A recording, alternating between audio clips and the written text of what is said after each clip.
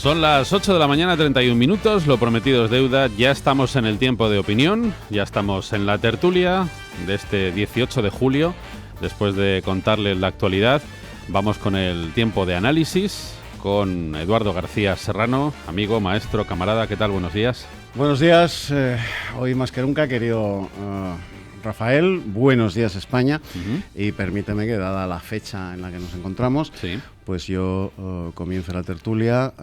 Quedan muy pocos españoles vivos de los que combatieron en aquella guerra civil que se hizo abierta hoy, hace 83 años, el 18 de julio de 1936. Quisiera mandar mi más sentido y sincero homenaje a todos los españoles que combatieron en aquella guerra civil, independientemente de las banderas que abrigasen, por una España mejor. A todos los que cayeron defendiendo una España mejor. Independientemente, repito, de las banderas bajo las que lucharon. Sí, no solamente eso, estoy totalmente de acuerdo contigo, me sumo desde luego a ese agradecimiento, y no solamente eso, los que somos patriotas sin complejos, con normalidad y con serenidad, igual que ocurre en otros países, pues tenemos todo el derecho a decir un día como hoy, y mañana, y pasado, viva España o arriba España. Porque arriba, que yo sepa, es lo contrario de abajo. Por tanto, arriba España, claro, naturalmente que sí, queremos lo mejor para esta nación. Y desde luego no van a ser los 4 estúpidos que están en la clase política los que nos convenzan de lo contrario. Subrayo el término todos por el sectarismo imperante en la derecha española, la derecha política española, y por supuesto la izquierda en todos sus pelajes. Todos los que combatieron y cayeron en aquella guerra civil, convencidos de que estaban combatiendo, de que estaban luchando por una España mejor, independientemente, repito, hasta ponerme pesado, independientemente de las banderas bajo las cuales luchasen. Así es. José Luis Fernández Santillana, profesor, responsable de estudios del sindicato USO. ¿Qué tal? Muy bien, estupendamente. Buenos días, y de alguna manera me sumo a lo que dice Eduardo, sobre todo el tema de todos, ¿no? Porque mucha gente cayó, luchó donde le tocó, no donde quiso estar. Claro, y eso me parece que también es muy bueno recordarlo, ¿no? Y yo creo que, hombre, lo que mi padre, mis abuelos, al final vivieron en paz después de haber pasado por distintos avatares. Solamente todos tenemos en la familia gente que le tocó en un sitio o en otro. Insisto en el término le tocó. Hombre, si todos nos dimos un abrazo, pues ya está bien, ¿no? Abrazarnos hemos quedado y vamos a dejar de meter palos en las ruedas, ¿no? Porque yo creo que, de verdad, o sea, los problemas de los ciudadanos españoles son los que importan, y no mire dónde están los huesos de determinada gente, ¿no? Efectivamente. Luego hablaremos un poquito también del sindicato USO, porque parece que va a llevar a Ryanair ante la Inspección de Trabajo por preguntar a los tripulantes de cabina si van a secundar la huelga. Bueno, sí, claro, ya sé lo que... Bueno, es que eso es muy fuerte. Es alucinante. Es muy fuerte, ¿no? ¿Va usted a hacer huelga? O sea, no. Pero no solamente es eso, o sea, sino que también aquí el papel de las autoridades laborales españolas tiene mucho que ver, y del fomento. Quiero decir, digo que... Oiga, es que, por ejemplo, cuando se habla de los servicios mínimos, una huelga que siempre hay que ponerlas, lo que dice el Ministerio es, oiga, nosotros pondremos mínimos para aquellos que tengan contrato de trabajo en España. Eso quiere decir que no hay mínimos. Claro. Ojo, porque toda esta gente está contrastada en Irlanda. Vaya guasa. Sí. Hablaremos de esto, que es muy guapo. Sí. Muy bonito, y demuestra, como bien dice don José Luis, muchas cosas en este país. Pero antes... Fuerza y honor para USO, para pelear esa batalla, porque es que es inconcebible. Pero ¿a qué estamos llegando? A la lonja de esclavos. Absolutamente. Estamos llegando a la lonja de esclavos. ¿Pero esto qué es? El resto de sindicatos que normalmente se arrogan el ser mayoritarios parece que han hecho mutis por el foro en este tema. Hombre, lo que pasa es que aquí hay que ir contra el estatus establecido, ¿no? Claro. Es decir, cuando estas compañías funcionan como funcionan, no solamente en España, sino en otros países europeos, es porque se le permite. Claro. Y bueno, entonces nosotros hasta aquí hemos llegado. O sea, la gente tiene un mínimo de dignidad. Un tripulante de cabina no puede estar haciendo tropecientos vuelos para llevarse 800 euros al mes, ¿no? Es decir, esto no es razonable, no puede ser. Bueno, Es que esto es muy fuerte, o sea... Bueno, luego seguimos, pero les cuento alguna cosa, porque tiene que ver mucho con el fraude, esto que hablamos de la economía sumergida, los ingresos, etcétera. Esta gente que está contratada afuera, tiene la base de operaciones en España, se les seleccionó en España, trabajan más de 183 días en España, con lo cual tendrían que cotizar a efectos fiscales y de seguridad social en España. Hombre, pues va a ser que no. Claro. Que lo hacen en Irlanda, pero tienen tarjeta sanitaria española, ¿eh? Bueno, vale. ¿Quién está pagando la broma? Los españolitos. Bueno, luego entramos en materia, porque nos está escuchando y yo desde luego me quito el sombrero y casi hago una reverencia. En estos tiempos en los que cualquier mequetrefe subido en una tribuna de oradores intenta dar lecciones de historia a los demás, pues yo me descubro ante un historiador de verdad. No solamente porque sabe, que eso ya en sí mismo es un valor, desde luego, en este tiempo, ya digo, de ignorantes, sino porque tiene una independencia a prueba de bombas. Nunca mejor dicho, una independencia total que junto al conocimiento pues hacen de él un hombre al que siempre hay que escuchar y del que hay que aprender, que es nuestro amigo Fernando Paz. Fernando, ¿qué tal? Muy buenos días. Muy buenos días, Rafa. Muy buenos días a todos. Gracias, Fernando, por estar con nosotros. Déjame, placer, de verdad. Déjame que yo diga una cosa de Fernando Paz, que la digo siempre que presentamos juntos Leer por Leer en esta casa. Sí. Fernando Paz es, yo creo que de los poquísimos intelectuales españoles que, primero, tal nombre merece, y segundo, que aúna a su condición de intelectual una cualidad que los intelectuales, de la que los intelectuales no han hecho gala habitualmente, desde Atenas hasta nuestros días, que es el valor. Sí. El valor. El intelectual normalmente ha sido un personaje cobardón, acomodaticio, untuoso con el poder circunstancial, con el poder momentáneo. Fernando Paz, además de ser un intelectual, pues digno del Partenón, es un tipo enormemente valiente. Eso le hace doblemente atractivo, por su calidad intelectual y por su cualidad de valiente. No lo queremos ruborizar, pero yo voy a sumar yo voy a sumar todavía una tercera cualidad más. No, por favor. Ya la última, ya acabamos con esta mini con los juegos florales. No, pero creo que es muy importante también, y es que yo a Fernando, con su permiso, le considero casi también un compañero de profesión. Porque tiene tal capacidad de transmisión y de comunicación que lo considero un periodista más, aparte de historiador. Por supuesto que lo por es. Su labor divulgativa en los medios de comunicación. Bueno, Fernando, yo quería sobre todo hoy que nos ayudases un poquito a contraponer. En las últimas horas hemos escuchado un montón de tonterías, las últimas ayer en el Congreso por parte de este señor que ha llegado a la Moncloa, como todos sabemos, o como no sabemos, diciendo auténticos disparates, como por ejemplo que sacando a los restos de Franco del Valle de los Caídos con ese hecho se contribuye a cerrar heridas que según él continúan abiertas en la sociedad por el hecho de que exista, como él decía, un monumento a la dictadura franquista en pleno siglo XXI en una democracia. Eso es intolerable y por tanto eso se tiene que superar, se tiene que corregir. Yo creo que es exactamente lo contrario, Fernando. Hombre, Rafa, yo creo que tú y cualquier persona normalmente constituida sabe que es exactamente al contrario. En fin, es que es así en la historia. Vamos a ver, desde no mucho tiempo después de concluida la Guerra Civil, en España la Guerra Civil se cerró con una cierta naturalidad.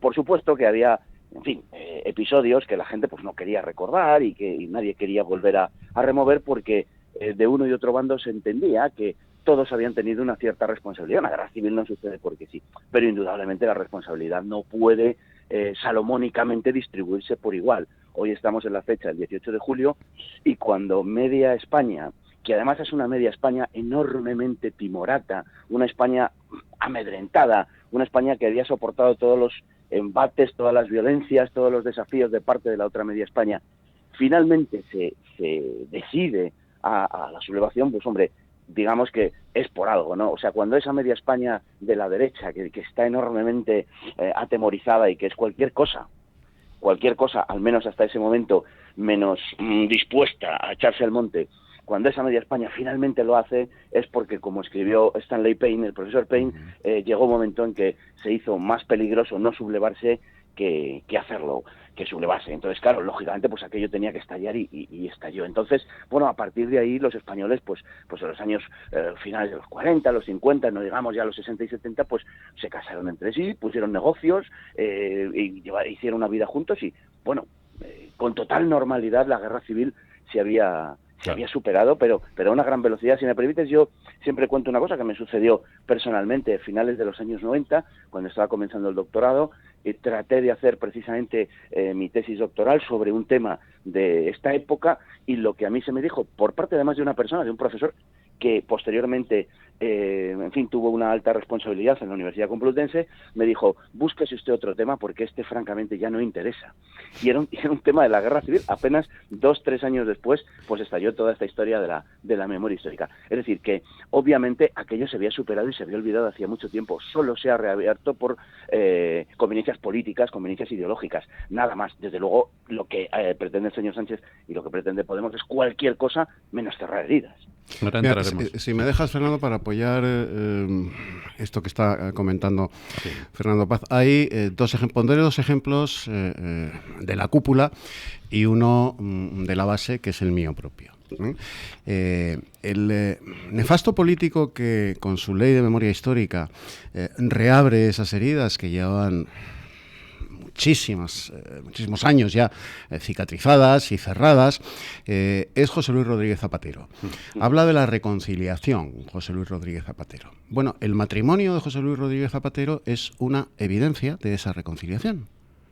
Él está casado, él siendo como es políticamente, sosteniendo las ideas que sostiene, está casado con la hija, Sonsoles, su mujer, es hija de un coronel del Ejército Nacional, del Ejército de Franco. Pero hay más. Es que muchos años antes, una de las nietas del general Franco, Mariola, se casa con Rafael Ardit, hijo de un coronel, luego general, del Ejército Rojo. O sea, una de las nietas del general Franco, jefe del Estado, vencedor de aquella guerra, matrimonia con el hijo de un altísimo oficial del ejército derrotado, del Ejército Rojo. ¿No es eso una prueba de reconciliación? Son pruebas más que evidentes. Y el ejemplo, si quieres, chusco, de un servidor de todos ustedes. Yo pasé de la niñez a la adolescencia y a la juventud en la OGE. En mi escuadra, de la agrupación de la OGE de Buenavista Chamartín, en mi escuadra, que se llamaba la escuadra Hernán Cortés, en mi escuadra éramos 7. 5 de los escuadristas eran hijos de combatientes del Ejército Rojo. Solo 2, un servidor y otro escuadrista más. Por cierto, el jefe de escuadra era yo. 5 de los miembros de la escuadra Hernán Cortés de la agrupación de la OGE Buenavista Chamartín, en la que yo estaba, 5 de 7 escuadristas, 5 eran hijos de combatientes del Ejército Rojo. Sus padres trabajaban con absoluta libertad, no había ningún problema. Y además ellos lo decían, incluso se manifestaban orgullosos del historial de sus padres durante la Guerra Civil. Por supuesto que sí. Esto es evidente y los ejemplos... Y estamos hablando de los años 60. Son totalmente y de los reveladores. Años 70. Pero exacto. Una de las cosas que vengo diciendo en esta tertulia y en este programa, Fernando, es que, claro, ¿cuál es el problema de toda esta cuestión? El problema es coger hechos del pasado, coger hechos de la historia, retorcerlos con criterios puramente ideológicos y utilizarlos con fines electoralistas para dividir a una población civil que lógicamente tiene otros problemas. Es decir, si la Comisión de la Verdad, que se va a crear o que está creada, se hubiera hecho de verdad para conocer la verdad, y valga la redundancia, se habría contado con historiadores independientes, con gente que trabaja con la historia, es decir, que es su profesión. No voy a citar, evidentemente, aunque podría hacerlo a Fernando Paz, porque es evidente que sería uno de los que más podría aportar, obviamente. Pero además de Fernando Paz, se podría contar con otros muchos hombres de la universidad, con investigadores, con gente de prestigio, claro, que la hay, porque no se trata de historiadores de derechas o de izquierdas, se trata de grandes historiadores, de buenos profesionales. Pero es que no es el caso. Es que, insisto, esto se hace con fines puramente electoralistas y con el único fin de volver a dividir a la población, que me parece de una irresponsabilidad terrible. Fernando, no sé cómo lo ves tú. Sí, exactamente así. Es decir, el truco de esto está en que, por supuesto, que se puede hablar de la guerra civil y se debe hablar de la guerra civil sin ningún problema. La cuestión no es esa, la cuestión es que eso se introduce en el debate político. Esto tendría que ser un debate entre historiadores, entre intelectuales, en fin, no lo quiero acotar ni muchísimo menos exclusivamente a los historiadores, bueno, entre, ya digo, intelectuales y si se puede, y aquel que quiera, en fin, asomar sus narices a estos asuntos, ¿no? Pero no introducirlo en el debate político. La cuestión es que estamos en manos de unos personajes que son, en sentido estricto, no es nada peyorativo, son gente de mentalidad totalitaria que entienden que todo es político. Lo estamos viendo en otros terrenos. Estamos viendo cómo en el terreno, por ejemplo, de la privacidad, de las cuestiones, en fin, de las orientaciones, como se dice ahora, ¿no? O de las naturalezas autoproclamadas frente a la realidad, bueno, lo que prevalece es la voluntad de cada cual se define como quiera, cada cual piensa que es como es y como él quiere ser y los demás le debemos tratar así, pero eso se hace porque se introduce un concepto del feminismo de los años 60, es un concepto, permítame el pequeño exordio, es un concepto de una autora feminista que se llama Kate Millett, que dijo aquella, en fin, frase que reza así, y es que lo privado también es político. Y al proclamar que lo privado también es político, está proclamando el principio esencial del totalitarismo. Claro. Y es que no hay nada que escape a la política. Y por tanto lo que se hace es introducir este asunto que efectivamente divide enormemente a la sociedad en el debate político. Esa es la atrocidad que han cometido. Si os acordáis, en los años 80 y 90, cuando Alfonso Guerra daba aquellos mítines tan pintorescos por toda la geografía española, cuando, en fin, quería meter miedo, todo aquello del Doberman, etcétera, porque llegaba a la derecha, lo que decía Alfonso Guerra era: ¿queréis que venga la derecha? ¿Queréis que vuelva la Inquisición? Y cosas así, ¿no? Pero no utilizaba la guerra civil, porque la guerra civil, hasta la llegada del señor Zapatero, había quedado excluida explícitamente, claro, a partir de la transición del debate político. La cuestión es que esta gente lo ha introducido en el debate político, y esa es su enorme culpa. José Luis. Hay un tema, Fernando, yo no soy historiador, tú sí, digo, y los que estáis aquí son unos grandes expertos, pero a mí hay una cosa que me parece un contrasentido, que es hablar del término memoria con historia. Claro. Porque yo, que soy como muy de ciencias, soy bastante cuadriculado, mi memoria es bastante selectiva, ¿no? Entonces recuerdo lo que quiero, recuerdo lo que me interesa, no, a veces el Alzheimer me ataca y no recuerdo lo que me gustaría recordar. Es decir, claro, ligar el término memoria a la historia simplemente me parece un hecho de intento burdo de manipulación, es decir, de ser muy selectivo con aquellas cosas. Mira, yo recuerdo, plan también de anécdota, que nos reímos mucho, ¿no? Es decir, entonces estaba todavía en Alemania, después de aquella del muro, la embajada estaba en Bonn y el consulado estaba en Berlín. Y estábamos haciendo un viaje, digamos, oficial, en una delegación, en este caso del Consejo General del Estado, que estábamos en Alemania, y pasamos por el consulado, y entonces, curiosamente, estaba en un sitio espléndido de Berlín, y coincidían las tres embajadas que estaban, a viento de cola, ¿no? Es decir, estaba la embajada de Italia, Japón y España en el mejor sitio, ¿no?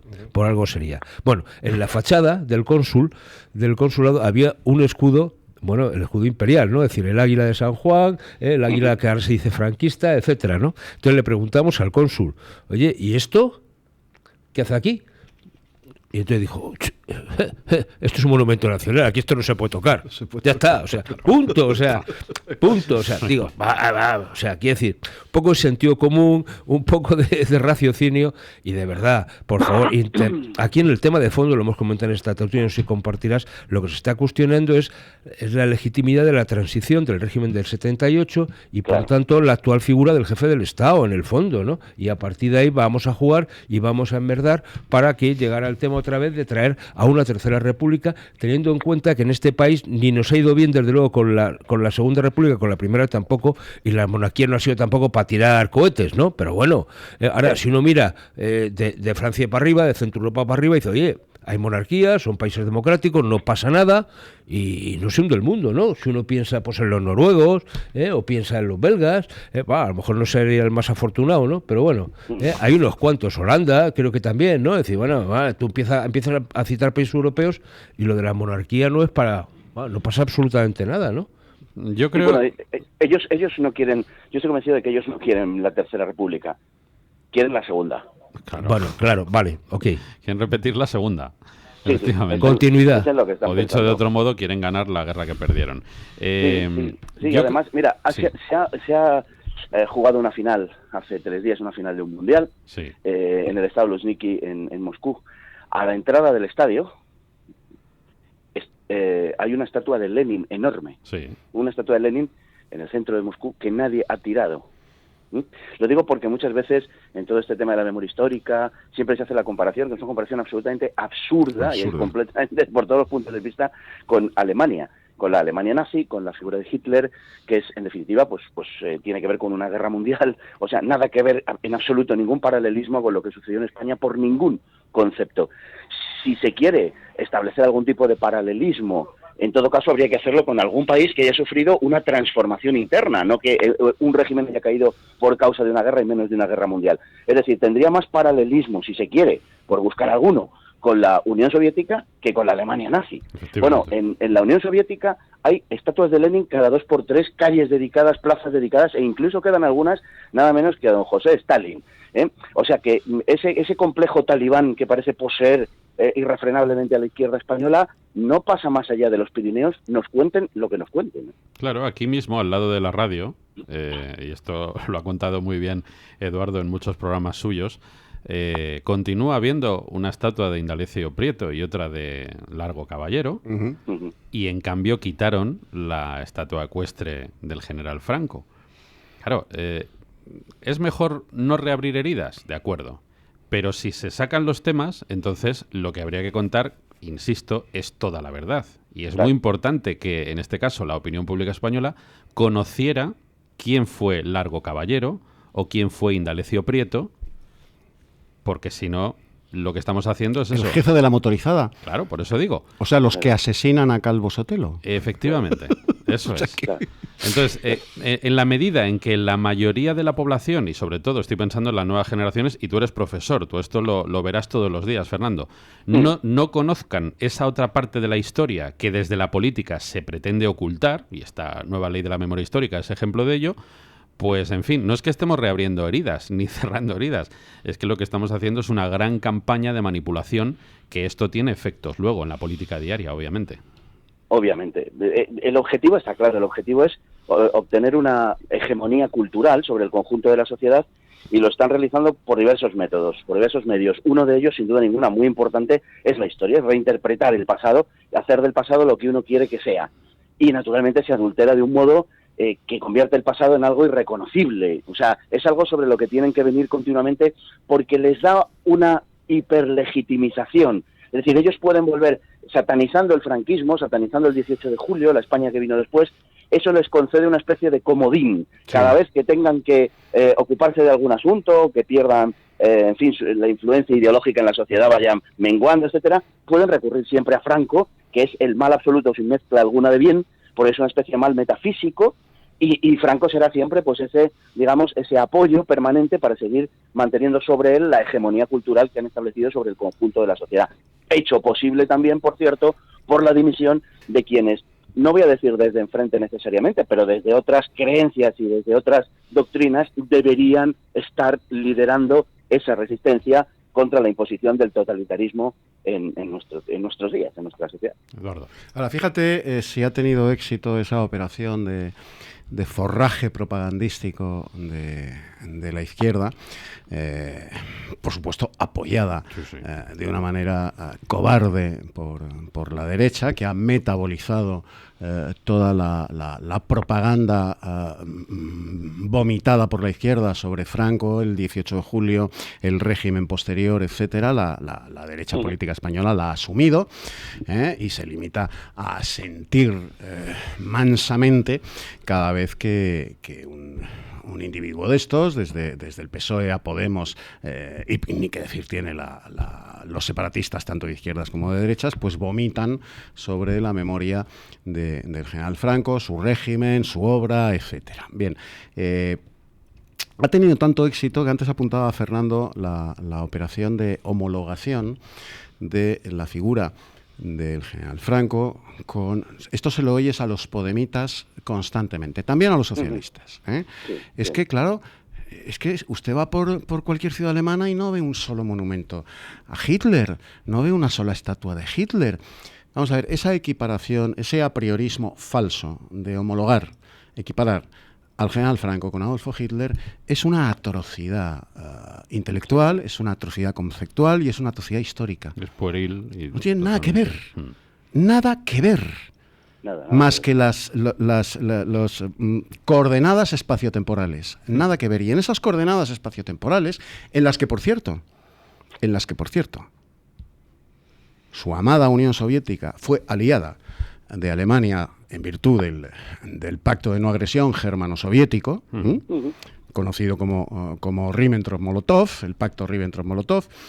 Ese pacto se llevó hasta sus últimos extremos, la materialización de ese pacto, que sucede lo siguiente. Estos comunistas que presumen de haber luchado por la libertad, la democracia y patatín y patatán, ni por la libertad ni por la democracia. Cuando se produce la invasión por parte del Tercer Reich de Francia, de Alemania, perdón, de Holanda, de Bélgica, o sea, de toda la Europa occidental, ¿qué hacen los partidos comunistas de esos países? Callar y colaborar con los nazis. ¿Por qué? Porque estaba en vigor el pacto Ribbentrop-Molotov. Los partidos comunistas de Francia, de Bélgica, de Holanda, de toda la Europa occidental invadida por el ejército alemán, permanecen calladitos y colaborando con el invasor, porque reciben la orden del Comitrem de estar callados, porque estaba en vigor el pacto Ribbentrop-Molotov. Tengo que hacer una pausa, Fernando, una pausita. ¿Nos esperas 5 minutitos? Hombre, nos faltaba más. Venga, seguimos en directo. 9 de la mañana y 1 minuto. Agradecemos muchísimo a Fernando Paz que esté con nosotros hoy en la tertulia. Fernando, ¿querías añadir algo a lo dicho por Eduardo? Luego escuchamos también a José Luis Fernández Santillana. Bueno, simplemente apuntalar lo que acabas de decir tan certeramente. Es decir, es que aquí los partidos comunistas se han revestido de una especie de disfraz con el que no sé si todavía engañarán a alguien, me temo que sí, de ser partidos democráticos, etcétera, y de haber luchado por la democracia toda su vida contra el fascismo, etcétera, etcétera, ¿no? Bueno, efectivamente, durante 2 años fueron auténticos esbirros de los ocupantes alemanes en toda Europa. Y, bueno, la mejor prueba de esto, por si se necesita alguna más de las que disponemos, es que durante 1 año, hablaba Eduardo de la conquista de Francia, Bélgica, Holanda y Luxemburgo en mayo, junio de 1940, la mayor prueba de esto es que entre junio de 1940 y junio de 1941 no llevaron a cabo ni un solo acto de resistencia contra el ocupante, ni uno solo. Y en junio de 1941... 1 año después, ¿por qué comienzan los primeros actos de resistencia?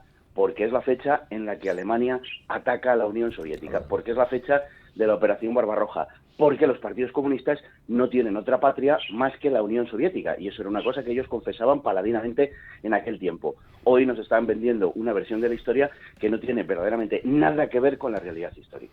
Totalmente, así es.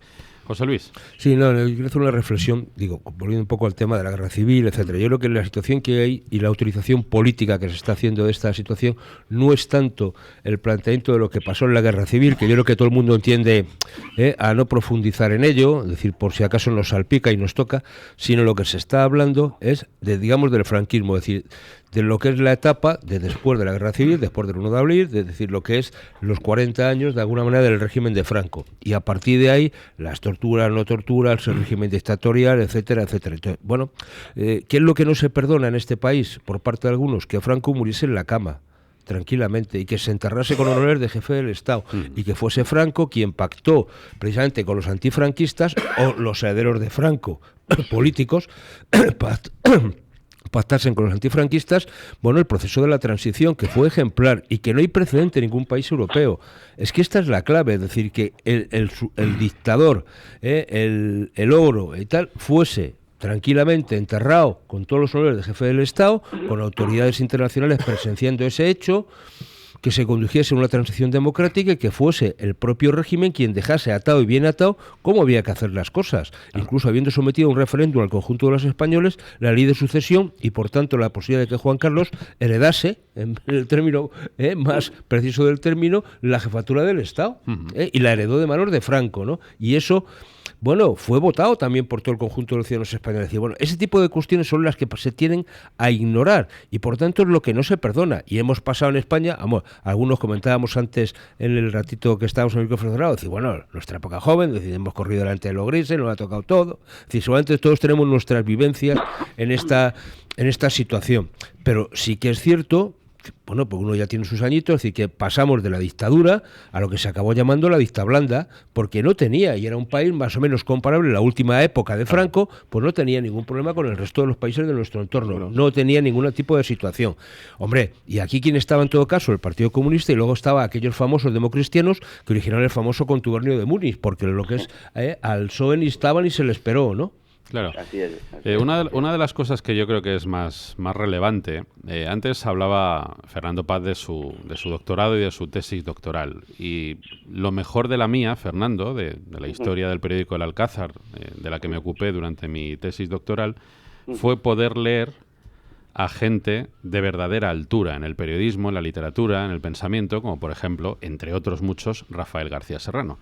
Esas maravillosas columnas que hacía el padre de Eduardo en los periódicos de este país, ojalá hoy pudiese haber en la prensa de nuestro país gente de esa altura, de ese nivel y de ese compromiso personal y espiritual con la verdad de los hechos. Porque una de las cosas que hoy habría que hacer en este 18 de julio, Fernando, y entre otras cosas por eso te hemos llamado, es para que expliquemos a nuestros oyentes que tienen más curiosidad cómo era esa España idílica, esa democracia en estado puro del Frente Popular durante los estertores de la Segunda República, contra la que se levanta, o contra el que se levanta a última hora, Francisco Franco, ¿no?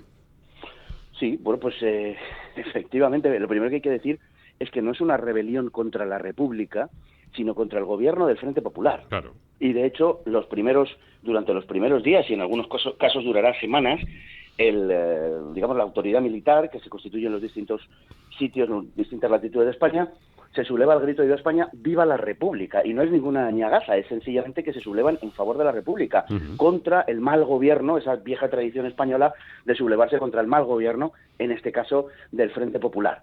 Por tanto, no podemos seguir vendiendo esa historia de un golpe de Estado fascista contra la República, porque entonces no entenderíamos nada. Esa es la razón fundamental de que haya tantos militares, sobre todo en los altos grados, que no simpatizan en absoluto con una causa, vamos a decir, conservadora, de derechas, mucho menos fascista, sino que son algunos de ellos caracterizados republicanos, pero que entienden que la deriva que ha impreso el Frente Popular al gobierno de la República nos va a conducir posiblemente a que se materialicen las peores pesadillas. La situación es básicamente la siguiente: la izquierda, una izquierda revolucionaria, una izquierda que se ha lanzado, que se ha echado al monte pretextando que 3 ministros entran en el gobierno de centro-derecha, 3 ministros de la CEDA, que había ganado, por cierto, las elecciones. Esa izquierda que se subleva en Asturias llega al poder en febrero de 1936. Como hoy sabemos, y durante larguísimas décadas hemos sospechado, ese proceso de llegada al gobierno, o mejor dicho, de llegada al poder, de victoria de las elecciones, es absolutamente fraudulento. Y esto hay que decirlo y repetirlo una y mil veces. El gobierno contra el que se subleva, se sublevan los militares que lo hacen y los civiles que lo hacen en julio de 1936, es un gobierno doblemente ilegítimo. Es ilegítimo de origen, como repito, hoy sabemos ya fehacientemente, además de que en la época se sabía. Hay textos, por ejemplo, de José Antonio Primo de Rivera, donde se toma a broma la pretensión de legalidad del gobierno, como diciendo, bueno, lo que ha sucedido en las elecciones es algo tan grotesco que no merece la pena ni comentarlo, ¿no? Y había una sensación generalizada de que había habido un fraude. Pero es que hoy, desde hace un par de años, con el libro de Álvarez Tardío, sabemos pormenorizadamente, no solamente que se cometió un fraude, sino cómo se cometió ese fraude masivo masivo. Por tanto, esa cantinela de que era un gobierno legítimo, etcétera, no puede ser sostenida durante más tiempo ni por un segundo más. Y a esa ilegitimidad de origen se añade la ilegitimidad de ejercicio. Y es que ese gobierno se comporta de una manera facciosa, en palabras de Casares Quiroga, el gobierno es beligerante contra el fascismo, y ellos interpretaban fascismo pues todo lo que iba del centro hacia allá, vamos a decir así, hacia la derecha, es decir, era beligerante contra media España, y eso es lo que propició pues esa frase de Gil Robles cuando dice que media España no se resigna a perecer, ¿no? No se resigna a morir. Bueno, la situación era terriblemente tensa, era una situación de asesinatos continuos en la calle por razones políticas, y es una situación en la que además se le impide dar publicidad, porque los periódicos no pueden publicar nada que tenga que ver con la violencia política. Es quizá la razón última del asesinato de Calvo Sotelo. Es que Calvo Sotelo aprovecha una circunstancia determinada, que es la de su papel parlamentario, la de su autoridad parlamentaria, para que los españoles sepan lo que está pasando, porque los periódicos no lo pueden publicar. Pero como no se puede censurar lo que se diga, los periódicos no pueden censurar lo que se diga en sede parlamentaria, lo que aprovecha Calvo Sotelo es esa circunstancia de ser parlamentario para decirle a los españoles lo que los periódicos no están publicando. Y eso desata las furias de los que controlan, por supuesto, la censura, que es el gobierno. Un gobierno que es exclusivamente republicano, es verdad, pero como está sostenido en el Parlamento por el PSOE y por el Partido Comunista, es rehén del PSOE y del Partido Comunista, de un PSOE, cuidado, de un PSOE enormemente radicalizado, que sobrepasaba por la izquierda al propio PCE. Y se desencadena entonces un periodo en el cual esas organizaciones de extrema izquierda presionan fuertemente desde la base al gobierno para que el gobierno les permita hacer literalmente lo que a ellas les da la gana. Es verdad que no hay un plan de asalto al poder por parte de esas organizaciones de extrema izquierda, entendiendo por plan, en fin, algo perfectamente planificado, con fechas, horarios, etcétera, pero sí hay un proceso en el cual la extrema izquierda va tomando todos los resortes, incluyendo en gran parte los del ejército, todos los resortes de la sociedad, para llegar de un modo natural, sin necesidad de ningún golpe de Estado, al poder y convertir a España aproximadamente en lo que hubiera sido una república popular de las que luego se instauraron en Europa del Este después de la Segunda Guerra Mundial. Algo así hubiera sido, en un lapso no demasiado prolongado de tiempo, la Segunda República, si no hubiera acaecido el 18 de julio. Esto que acaban ustedes de escuchar, lo han escuchado en el único sitio, probablemente, donde ya se puede oír en España. Y es, me parece, que de los mayores dramas que tenemos ahora mismo. O sea, Fernando Paz hablando en libertad de lo que ha ocurrido en España de verdad, yo me atrevo a decir que probablemente esta sea la única emisora de radio donde se puede escuchar de esta manera clara, sin cortapisas, sin censura, sin sordina, sin matices. Y eso es un drama para este país, ¿eh? Que haya solamente un medio de comunicación donde se puede escuchar ese mensaje que es rigurosamente cierto. Punto por punto todo lo que está contando Fernando Paz. En esa operación de forraje propagandístico de la izquierda, que yo decía antes, pues absolutamente metabolizada, digerida por la derecha política española, se ha conseguido que lleguemos a la situación de hoy, que es sencillamente lamentable. O sea, nadie sabe absolutamente nada del general Franco, del 18 de julio, del Frente Popular, de la proclamación de la República el 14 de abril de 1931, de cómo se llega, en definitiva, a aquella guerra civil. Nadie sabe absolutamente nada. Nadie. Pero todo el mundo, el denominador común de esa ignorancia colectiva, generalizada y global, como dicen los cursis y los pedantes hoy, es que todo aquel que ignora todo sobre la proclamación de la República, el desarrollo de la República,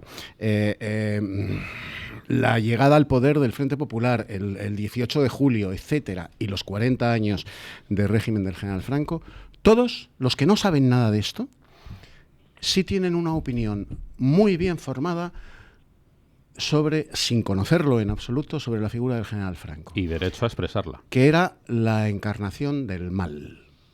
Uh-huh. Nadie sabe nada del general Franco, pero todo el mundo se cree con derecho, víctimas de esa operación de forraje propagandístico, a afirmar muy contundentemente que Franco era la encarnación del mal. Pero eso es la campaña. Y esto es algo absolutamente intolerable. Es dramático. ¿Es dramático? Sí, sí, totalmente. Pero es toda la campaña del franquismo y el posfranquismo, y es todo lo que pasa después de la guerra, es decir, lo que salienta, es decir, porque nadie recuerda que, por ejemplo, la Revolución de Asturias, quien manda la República, quien va al servicio de la República a sofocarla, es el general Franco. Claro, quien está al frente de la Academia de Oficiales, puesto por la República, es el general Franco. Decía, oiga, es un militar al servicio de la República, que se rebela contra un gobierno que está tiranizando y a los españoles en un momento determinado. Es decir, hay que entrar un poco en las causas de los porqués pasan las cosas. Esto, es decir, a nadie le brota, ahora venga, vamos a pegarnos unos tiritos. Claro. Hombre, que no, que esto no es así. Eso es lo que esto no funciona, ¿no? Pero si dramático es, Fernando, y perdona que te interrumpa, sí, no, por supuesto. Si dramático es lo que acaba de decir Eduardo, con toda la razón, es decir, la ignorancia colectiva de la historia, que es la que nos condena a seguir repitiendo errores, no tengo ninguna duda de esto. En España hay dos leyendas negras, Rafa. Dos leyendas negras. La leyenda negra imperial y la leyenda negra de Franco, singularmente, y de su régimen institucionalmente. Sí, sí. Y la gente ha asumido, los españoles, han asumido las dos leyendas negras con una fruición y una fe en las mentiras de consenso de esa leyenda negra imperial y de esa leyenda negra sobre el general Franco y el franquismo, sin tomarse la más mínima molestia de tratar de informarse. Hombre, no se toma la molestia de leerse los programas de los partidos. Se va a o sea, yo no sé nada de nada sobre determinado político, pero me permito el ridículo intelectual de decir que era un malnacido. Oiga, ¿y por qué? No lo sé, pero es que como me lo llevan diciendo 40 años...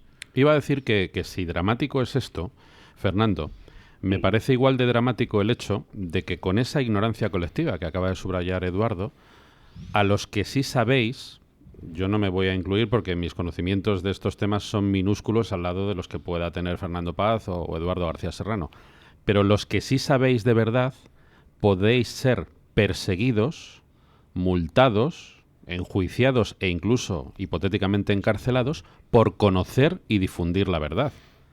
Es decir, es que estamos llegando a un punto, a veces me dicen algunos que puedo ser un poco exagerado. Yo creo, sinceramente, que no exagero al decir que nos acercamos a eso que yo llamo un totalitarismo democratista, que en la práctica es absolutamente terrible porque extermina los más elementales derechos, que son los de libertad de expresión y de información, ¿no? Bueno, si me permites hacer una puntualización, abundar en lo que dices. Efectivamente, has dicho una cosa muy interesante, que es eso del totalitarismo democratizante. Y es verdad. Vamos a ver, brevísimamente, el totalitarismo ha aparecido en la historia, ha surgido en la historia, porque en ese momento el desenvolvimiento de la historia era el que era, en forma de Estado totalitario.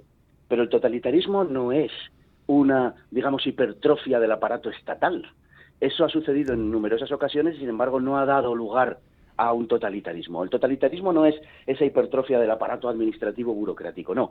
El núcleo, la médula espinal del totalitarismo es lo que llamamos la religión política. Y por tanto se pueden dar, y se han dado, y hay ejemplos en la historia, de totalitarismos sin Estado incluso. El caso de los Jemeres Rojos. En la Camboya de los Jemeres Rojos no había policía, ni tribunales, ni universidades, ni hospitales, no había absolutamente nada. No había más que Jemeres Rojos, no había Estado, pero era absolutamente totalitario. Bueno, pues aquí nos estamos encaminando hacia algo parecido. Lo que se necesita para que la sociedad sea totalitaria no es un Estado totalitario, sino que haya instaurada en la sociedad una religión política, es decir, una serie de preceptos que no pueden ser puestos en dudas, una serie de preceptos dogmáticos. Y uno de ellos, fundamental y básico para todo esto, como ya nos contó Orwell hace 70 años, uno de ellos es la reinterpretación del pasado. El pasado es lo que uno quiere que sea en este momento. Naturalmente eso tiene una función política y se ha dicho hace poco y me gustaría abundar en eso. En lo que estamos es en una manipulación del pasado para que, como en 1984, la novela de Orwell, controlando el presente, condicionemos el futuro y construyamos el futuro. Estamos en un intento, por lo menos, de segunda transición. La izquierda española, que nos ha tocado, lamentablemente, en el marco europeo, es la izquierda menos patriota, y por qué no decirlo abiertamente, más antipatriota de toda Europa, la izquierda española jamás aceptó de verdad, o una gran parte de ella por lo menos, aceptó de verdad la transición.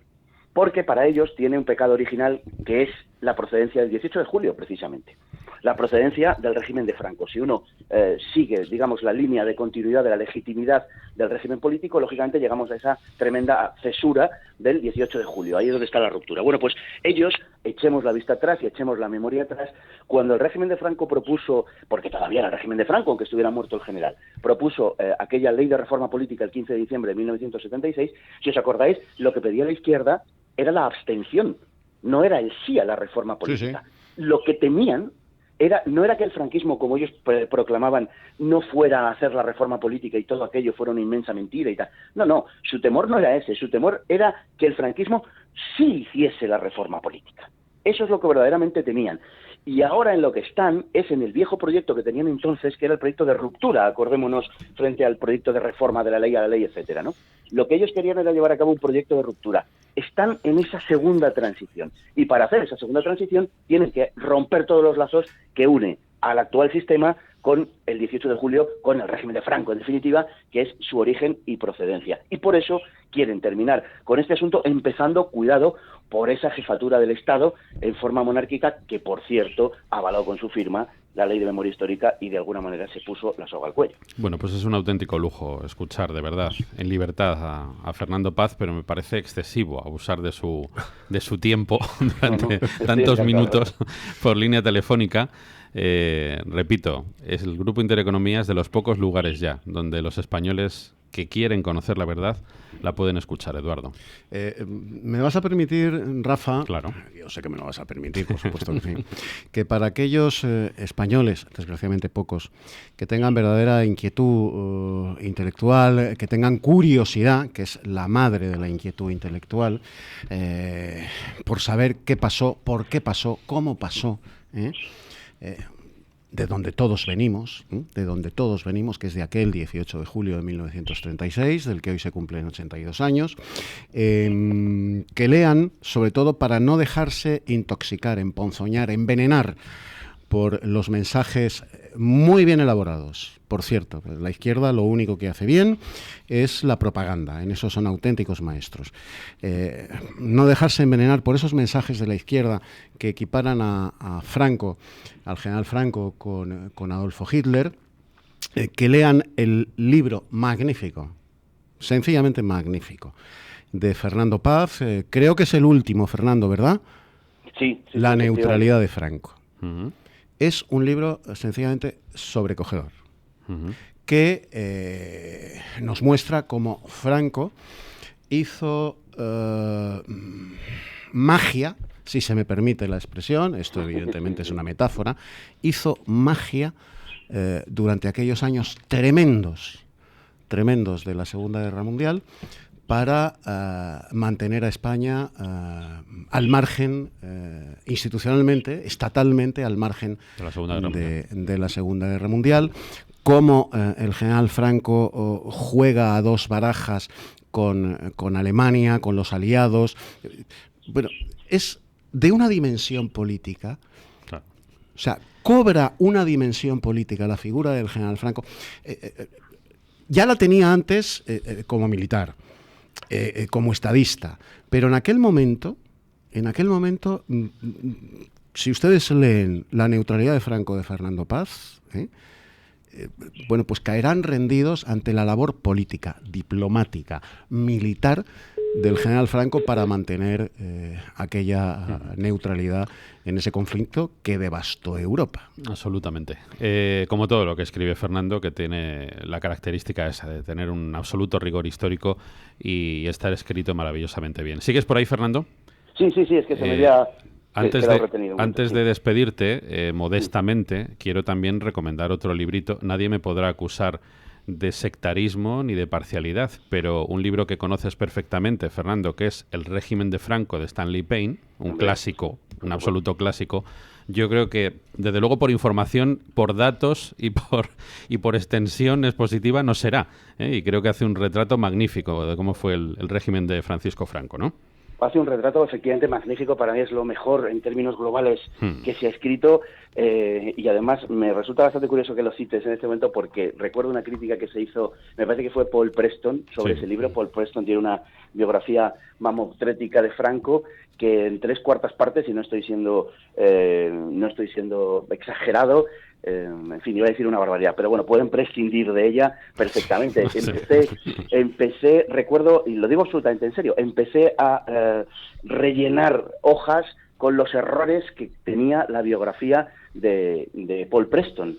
Y lo dejé, creo que en el folio 11º o 12º, o sea, llevaba 12 folios de errores no menores, ¿eh? Sí. O sea, errores a veces de años, ¿eh? O sea, de hablar de 1943 cuando tenía que estar hablando de 1941, por ejemplo, ¿no? Bueno, pues Preston se permitía hacer una crítica devastadora, o pretendidamente devastadora, del libro de Stanley Payne, que de verdad es un libro para enmarcar, ¿eh? Aunque hay algún aspecto, en fin, en el que yo no estoy de acuerdo, conste, lo digo para que, en fin, no parezca además que no lo es, una incondicionalidad reflexiva. Por ejemplo, precisamente en ese tema al que se refería hace un momento con tanta generosidad Eduardo, sobre... con tanto rigor, Fernando, con tanto rigor. Yo me refería a tu libro con rigor, no con generosidad.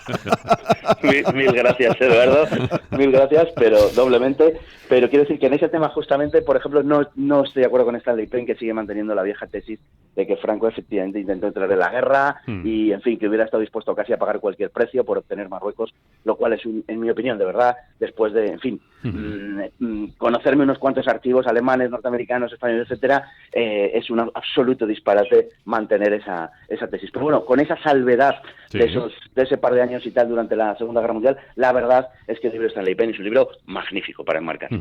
Y hay un documento al que yo he tenido acceso durante muchos años de una manera muy personal y muy próxima, que avala precisamente lo que está contando Fernando Paz, y que ustedes pueden acudir a ello en ese libro maravilloso que es La neutralidad de Franco.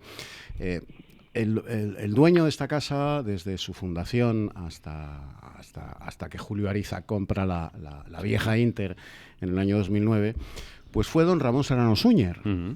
Yo trabajé muy estrechamente, al margen de mi labor periodística en esta casa, trabajé de una manera íntima y personal con don Ramón Serrano Súñer. Rafa Nieto es testigo de aquello. Por supuesto. Don Ramón Serrano Súñer no le tenía una especial simpatía a su cuñado, al general Franco, por razones de tipo personal, que luego él, bueno, pues metaboliza políticamente. Don Ramón Serrano Súñer, que era el ministro de Asuntos Exteriores en aquellos momentos, bueno, él no dejaba de contarme de una manera personal y además verdaderamente apasionada. Yo recuerdo aquellas tardes en su casa en la calle General Mola, número 36. No dijeras delante de don Ramón que vivía en Príncipe de Vergara 36, porque te excomulgaba. Él vivía en General Mola 36. Pues cómo el régimen, el gobierno, por supuesto el general Franco y él como ministro de Asuntos Exteriores, lucharon diplomáticamente por mantener la neutralidad. Y él contaba una anécdota, si me permites, una anécdota dramática, pero tantos años después convertida en una anécdota divertida, que es que en la última reunión en la que están pues presentes Ramón Serrano Súñer y Antonio Tobar. Antonio Tobar hablaba y escribía el alemán como Nietzsche. Antonio Tobar hacía de traductor. Entonces entran en el despacho del Führer, ya para determinar si España entra a formar parte del eje, como aliada en la Segunda Guerra Mundial de Alemania, y cuando va a entrar Serrano Súñer en el despacho de Adolfo Hitler, en el dintel de la puerta le para Hermann Göring y le dice Hermann Göring, se lo traduce pálido y perlado de sudor Antonio Tobar. Le dice Hermann Göring, canciller, sepa usted que si por mí fuera, dentro de 3 días la Wehrmacht estaba en Cádiz. No sé lo que decidirá el Führer, pero si por mí fuera, dentro de 3 días la Wehrmacht estará en Cádiz. Claro, cuando la mano derecha de Hitler le dice al ministro de Asuntos Exteriores español esto antes de iniciar la postrera reunión, pues, en fin, aquella España, bueno, pues recién salida de una guerra civil, aquella España menesterosa, prácticamente sin recursos, sin apoyos internacionales. Bueno, pues ese es el mérito del general Franco, haber evitado aquello. Haber evitado que en 3 días la Wehrmacht estuviera en Cádiz. Haber evitado que el archipiélago de las Islas Canarias, yo he visto esas cartas, las he visto, las he tenido en mi mano, esas cartas de Winston Churchill a don Ramón Serrano Súñer y a Francisco Franco. My dear General Franco, si usted evita que el archipiélago canario se convierta en una base de los temibles y todopoderosos submarinos alemanes, cuando los submarinos alemanes, con aquella técnica de guerra de los lobos, bueno, pues hicieron dueños del Atlántico y llegaron hasta Nueva York, a través de sus periscopios veían la Estatua de la Libertad. Si evita que los submarinos alemanes tengan una base en las Islas Canarias, que era el gran objetivo naval del régimen y estratégico, usted será tratado al final de la Guerra Mundial como un aliado de los vencedores. Eso lo he visto yo. Bueno, pues memoria histórica de verdad en Radio Inter y en el Grupo Intereconomía. Maestro Fernando Paz, muchísimas gracias. Un abrazo muy grande. Pues ha sido un verdadero placer. Un abrazo muy grande para Igualmente, todos. Otro para ti, Fernando. Muy fuerte, Son las 9:30. Pedimos perdón a Joaquín Fernández, que nos hemos pasado un poquito de la hora de la publicidad, pero creo que merecía la pena. Estamos en directo en Radio Inter e Intereconomía Televisión.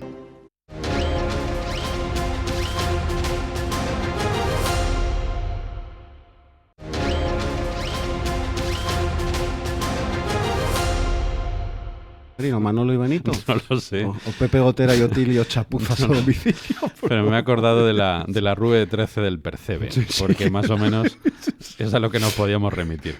En fin. Fíjate, en el país Claro, que inventa el submarino. que es España. Sí. Efectivamente. Bueno, lo dejo ahí simplemente como anécdota para la reflexión general. Es Pepe Gotera y Otilio. Pero esto le va a venir muy bien porque buena parte de ese incremento del presupuesto de defensa que nos han pedido, pues mira, tenemos en dónde emplearlo, ¿no? Claro. Vamos a agrandar los muelles. Bueno, lo decíamos al principio, el sindicato USO ha anunciado que va a denunciar a Ryanair ante la Inspección de Trabajo tras haber recibido los tripulantes de cabina un correo electrónico de la aerolínea irlandesa con una encuesta para saber si van a secundar la huelga que hay convocada para los días 25 y 26 de este mes. El sindicato va a acudir así en las próximas horas a la Inspección de Trabajo al considerar que estos hechos suponen, como es lógico, una vulneración del derecho fundamental a la huelga, convocada, recuerden, en España, Bélgica, Italia y Portugal. Como tenemos aquí a un protagonista de la noticia, pues prefiero que nos dé los detalles él. No, es así, ¿no? Es decir, claro, lo de esta compañía es tremendo, ¿no? Es decir, si respiras, porque has respirado mucho, ¿no? Es decir, es que te cobran, ¿no? Por respirar dentro de la cabina del avión. Es tremendo, o sea, digo, lo que hacen con la gente, o sea, esta huelga afecta fundamentalmente o afecta a los tripulantes de cabina, ¿no? Es decir, a los azafatos y azafatas, ¿no? Es decir, para coloquialmente hablando. Claro, esta gente está en situaciones realmente que no llegan a los 1.000 euros al año, al mes, con una situación tremenda. Es decir, ¿qué es lo que estamos pidiendo básicamente del sindicato? Una cosa tan sencilla, oiga, estos señores han sido seleccionados en España, y señoras, han sufrido un proceso de selección aquí, tienen su base de operaciones aquí, trabajan aquí en este país que se llama España, están más de 183 días en España. Oiga, lo que sucede es que se les llevan a Irlanda a firmar el contrato. Y lo que estamos diciendo, oiga, señores, si ustedes trabajan en España, aplíquese una cosa tan sencilla como es el marco regulador de las relaciones laborales que existe en España, no es de Irlanda. Claro, porque a partir de ahí la situación que creamos es una situación similar al rollo este de la marina mercante, es decir, que al final donde se matricula el buque se aplica la normativa, ¿no? Al final donde se matricula el avión aplicamos la normativa laboral de ese país, ¿no? Con lo cual, oiga, esto se trata de esclavismo, tercermundismo, etcétera.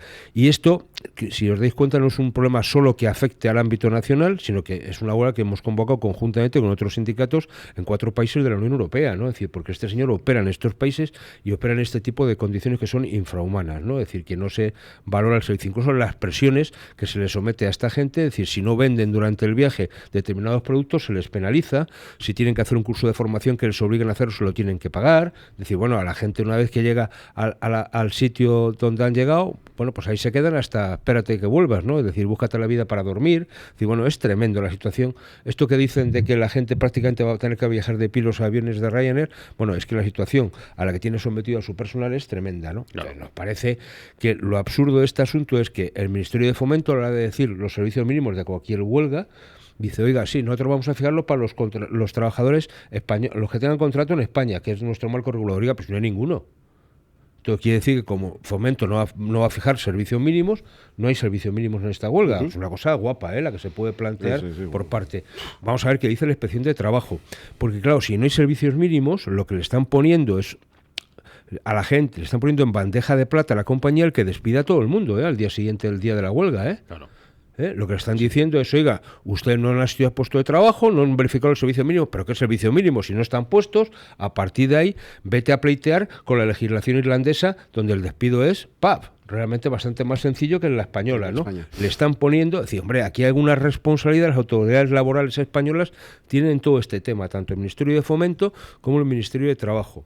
Por tanto, lo que vamos a hacer seguramente del sindicato es ir directamente a la Audiencia Nacional a plantear una demanda de tutela, ¿no?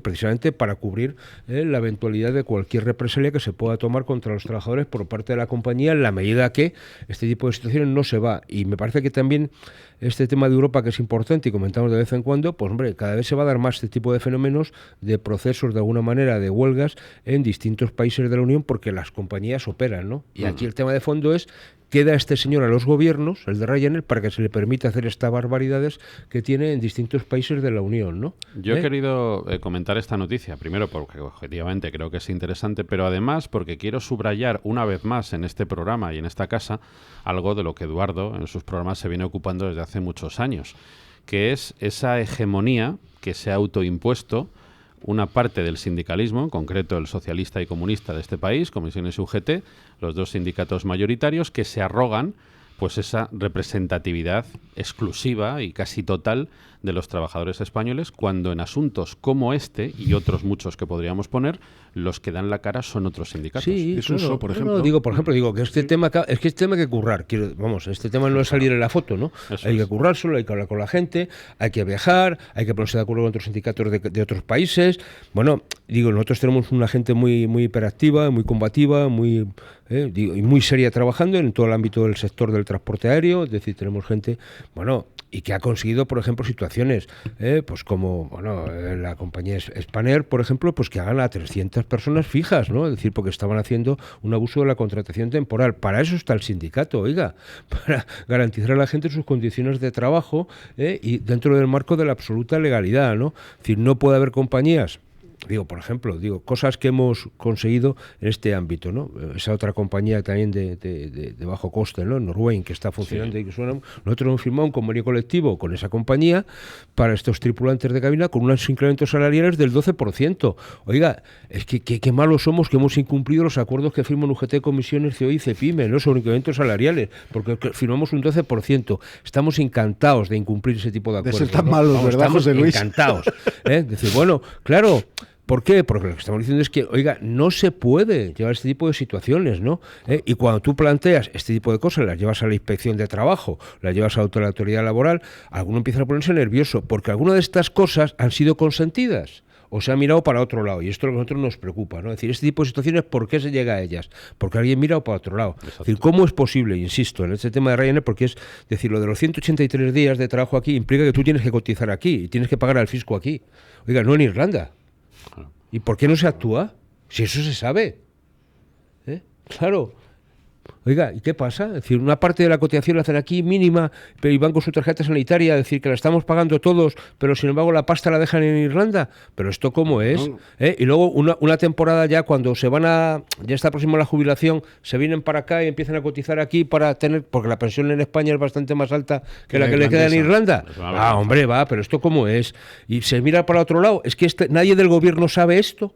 Lo saben todos. Claro. Lo saben todos. Entonces se mira para otro lado. ¿Por qué? Porque viene bien, porque este tema del sector turístico, de que hay que traer a la gente, de que es un sector prioritario, bueno, pues al final todo el mundo está interesado. Y yo mucho me temo, pero no lo sé, que alguien se lo está llevando. Pero vamos, eso ya no tengo ni prueba ni dato, ¿no? Esto es pura imaginación. En el fondo, querido José Luis, primero enhorabuena por esa labor de auténtico sindicalismo. Ese es el sindicalismo, el que está haciendo uso desde hace muchos años, desde su fundación, la Unión Sindical Obrera.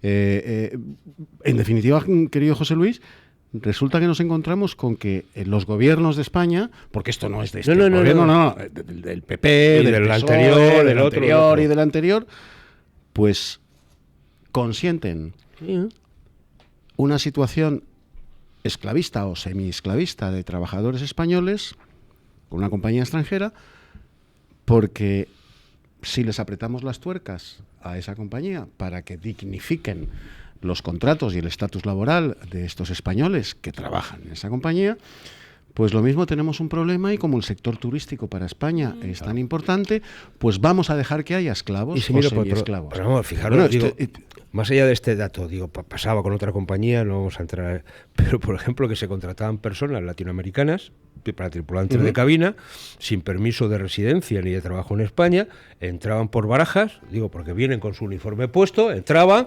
salían, estaban aquí 2 días y se volvían para el otro lado, ¿no? A precios de risa, ¿no? A precios de 600 pavos.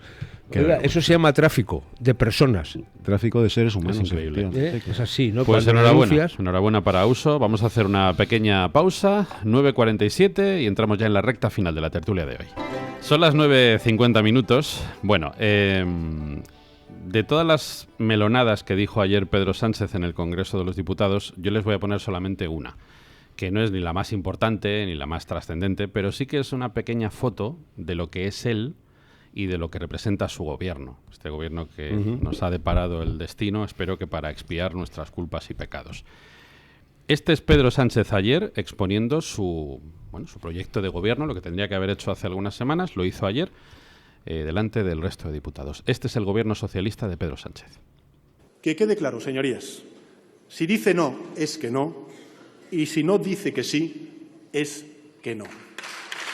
Señorías, este es un gobierno feminista y no tiene miedo ni complejo alguno en exhibir esa etiqueta. Este es un gobierno feminista, no tiene ningún tipo de complejo a la hora de exhibir esa etiqueta, y entrando en el tema de manada y derivados, ya saben ustedes, el no es no, el sí expreso a cualquier tipo de relación, incluso en sus inicios, pues si dice que no es no, y si no dice que sí, es no. O sea, lo que dijo la ministra Pixie Dixie hace unas semanas. Este es un gobierno Tolili que gobierna, es un decir, perdóneseme el eufemismo, exagerado evidentemente, a golpe de pulsión de bar de Colegio Mayor Progre y de asamblea de facultad. El tratar de legislar sobre el consentimiento para, que es de lo que estaba hablando, para las relaciones íntimas entre un hombre y una mujer, es como decía antes, decíais tú y Fernando Paz, es sencillamente orwelliano. Es orwelliano. O sea, el sexo connotario, o sea, el que una mujer a su pareja circunstancial o a su marido, a quien fuere, le tenga que dar un sí explícito y que eso quede registrado. Con testigos. Con testigos. Claro, si no. Vamos a ver, es desconocer la naturaleza de las relaciones humanas. Obviamente. Y la naturaleza de las relaciones sexuales. Me parece que no descubro nada si afirmo que hay un lenguaje no escrito, obviamente, entre un hombre y una mujer, un lenguaje no verbal, mediante el cual, sí, bueno, claro, pues todos sabemos que en un momento determinado, pues acabamos teniendo una relación sexual. Viene siendo así en los siglos. Si tienes que coger el móvil y decirle a tu pareja, oye, di que sí, no sea que luego te vayas a enfadar conmigo, me denuncies ante los tribunales inquisitoriales de la ideología de género y de los LGTBI, etcétera, etcétera, y digas que es que te forcé. O sea, esto es ridículo, es llevar este asunto ad absurdum, o sea, a una situación absurda. Y entonces este Tolili se pone muy serio, muy campanudo y muy ampuloso y lo lleva nada más y nada menos que a la tribuna de oradores del Congreso de los Diputados a decirnos cómo nos vamos a tener que relacionar con las mujeres que pasen por nuestra vida. Pero oiga, preguntar es ofender. Oiga, usted es tonto. Usted es tonto, coño. Pero de verdad, es que esto...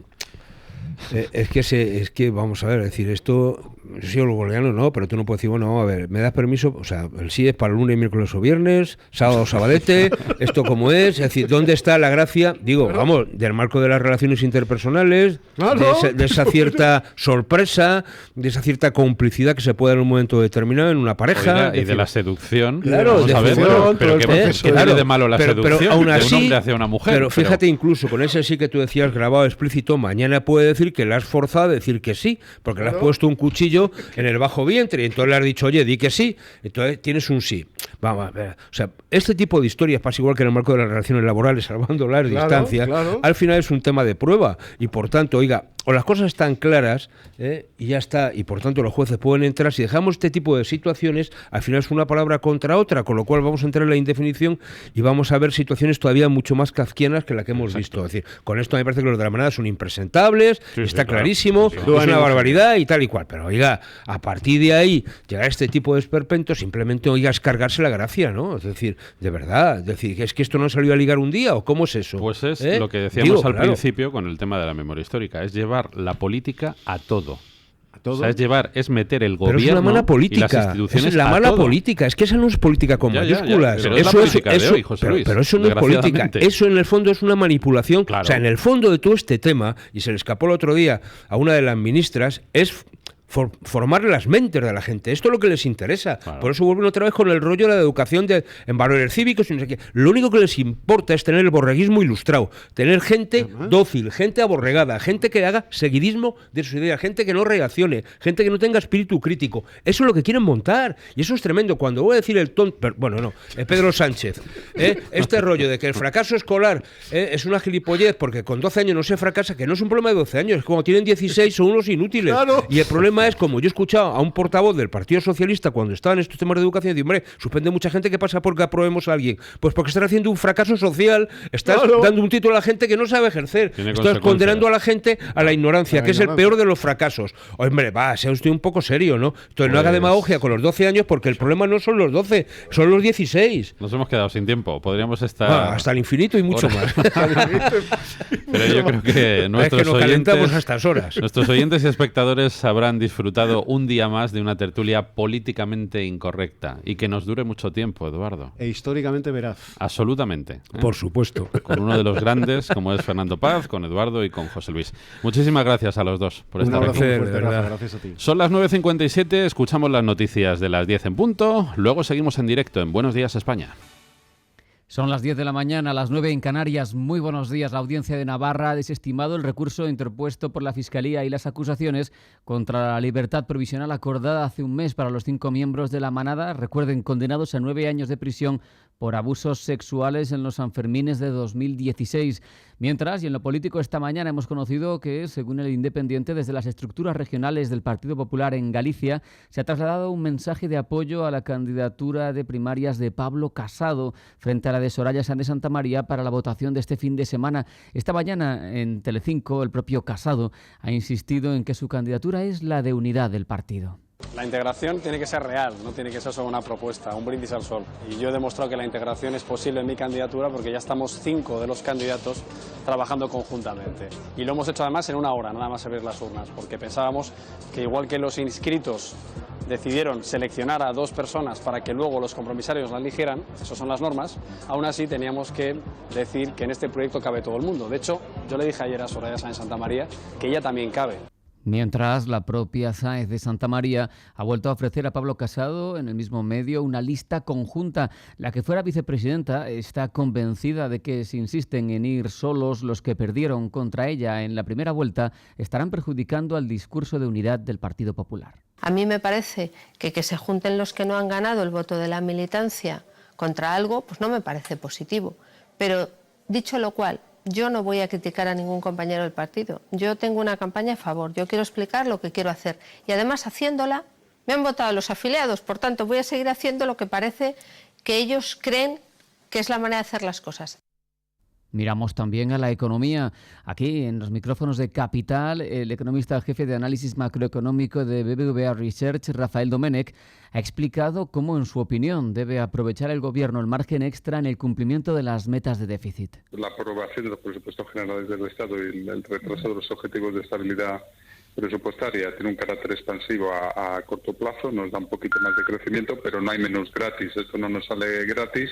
Y esto va a suponer un coste a medio y a largo plazo, ¿no? Como decía antes, un aumento del déficit estructural y de la deuda pública, y por el contrario deberíamos aprovechar el crecimiento que tenemos ahora para llevar a cabo una política fiscal contractiva y sobre todo para recuperar el margen de maniobra fiscal que necesitamos para tener y para poder hacer frente a las próximas crisis.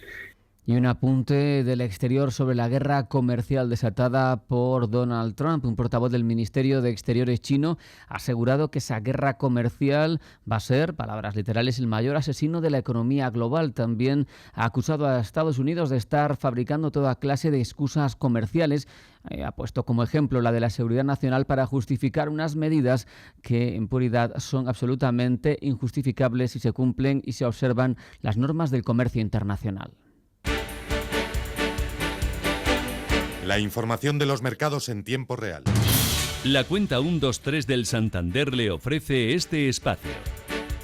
Las dos grandes plazas del sur de Europa están en rojo. El selectivo cae un 0,28%, el IBEX se va hasta los 9.692 puntos, todo eso, mientras el resto de grandes bolsas europeas tienen signo positivo, tienen avances a esta hora. Hay que recordar que vamos a mirar hacia los precios de la eurozona en julio en torno a las 11 y llegarán también datos, como siempre, de Estados Unidos a partir de las 2:30, permiso e inicios de construcción del mes de junio, también comparecencia del presidente de la FED e inventarios de petróleo de la Agencia Internacional de la Energía.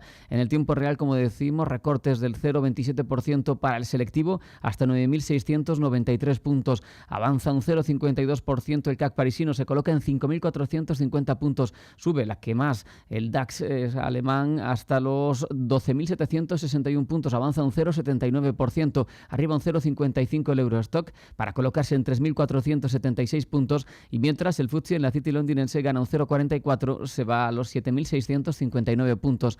Miramos a las divisas, donde vemos como un euro se cambia por $1,1620 y 131,36 yenes. Y en lo que se refiere a las materias primas, hay que hablar de números rojos. Caídas superiores al punto porcentual para el barril de Brent, que cede hasta ahora un 1,05% y se coloca en $71,40. Más discreto es el recorte para la otra referencia internacional, el barril de West Texas, que se deja un 0,74% y se va hasta $66,66. Les contamos de forma breve un apunte más de la actualidad. El hombre atrincherado en su casa en la localidad cántabra de Turieno ha, después de estar 11 horas atrincherado, podido huir de la vivienda. No saben las fuerzas de seguridad cómo lo ha hecho, y la Guardia Civil ha iniciado la búsqueda por la zona que está muy cercana al Parque Nacional de los Picos de Europa. Hasta aquí las noticias. Si quiere estar al tanto de la última hora, de la mejor información económica y bursátil, siga con nosotros y también de forma permanente en intereconomía.com. Banco Santander ha patrocinado este espacio.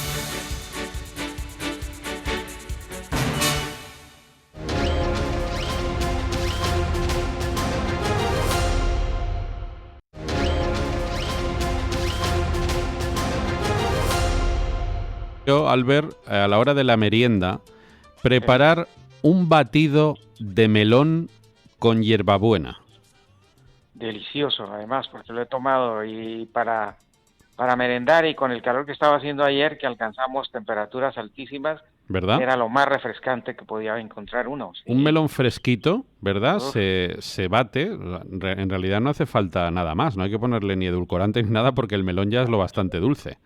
No, es que las frutas dulces no necesitan agregados de azúcar para nada. Y toma uno algo totalmente natural, refrescante y nutritivo. Efectivamente.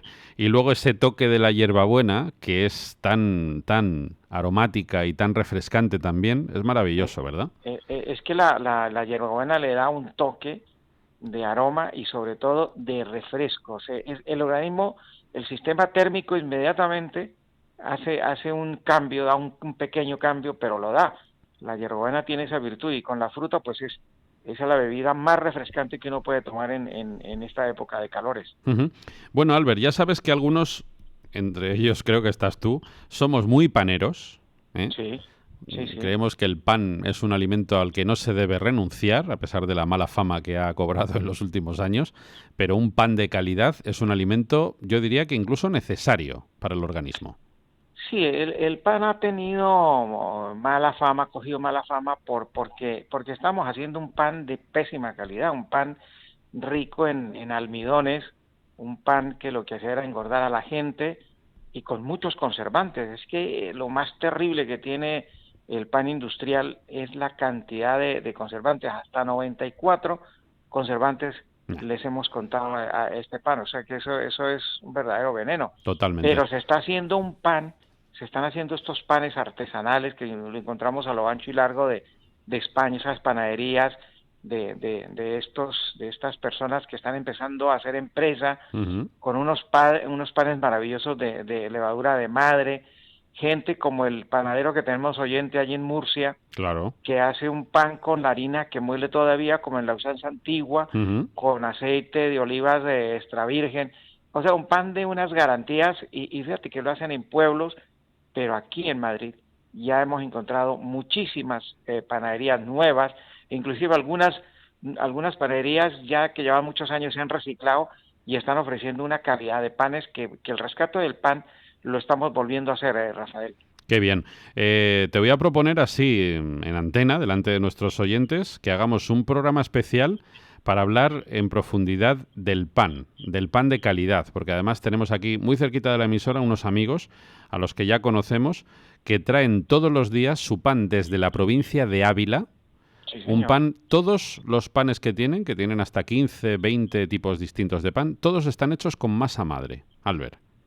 Es que lo que te decía, hay muchas panaderías que se han reciclado y ya el concepto del pan, ese pan tan malo que era que engordaba como locos, claro, ese pan ya está quedando en muy pocos sitios. Cada día tenemos más calidad y hay nuevas propuestas con nuevos tipos de cereales.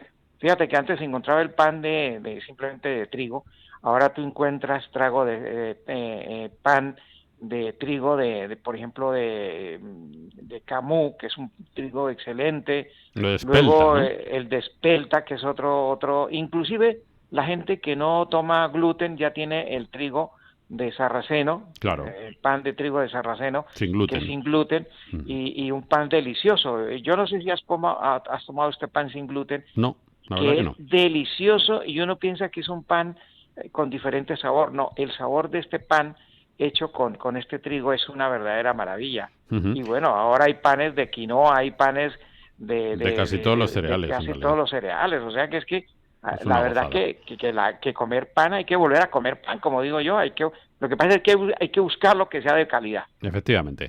La noticia que encontrábamos ayer, la verdad es que nos ha entusiasmado a los que somos amantes de ese producto, porque un equipo de investigadores de la Universidad de Copenhague y de la Universidad de Cambridge han encontrado, Albert, fíjate qué curioso, restos carbonizados de un pan plano que fue cocido hace 14.400 años.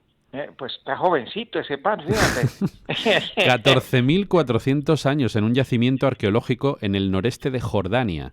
Según el hallazgo y posterior estudio, la producción de pan, basada en cereales silvestres, pudo haber alentado a los cazadores a cultivar cereales y, por tanto, contribuyó a la revolución agrícola en el periodo neolítico, porque la cocción se inventó antes que el propio cultivo.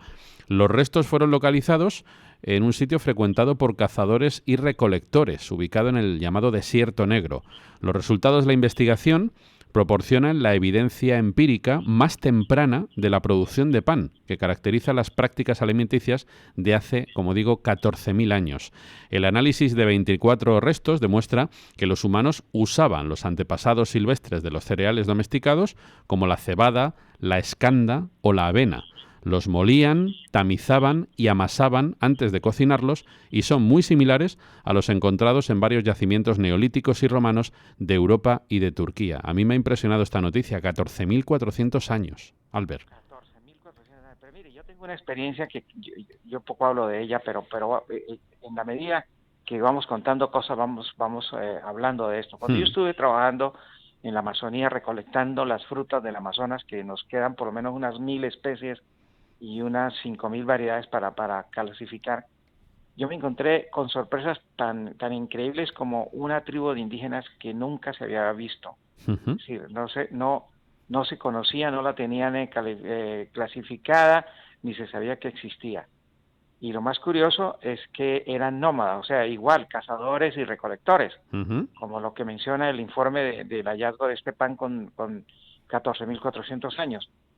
Pues es que la conducta de las tribus totalmente nómadas, como son estas, es la misma. Fíjate que ellos hacían una especie de pan asado con frutos.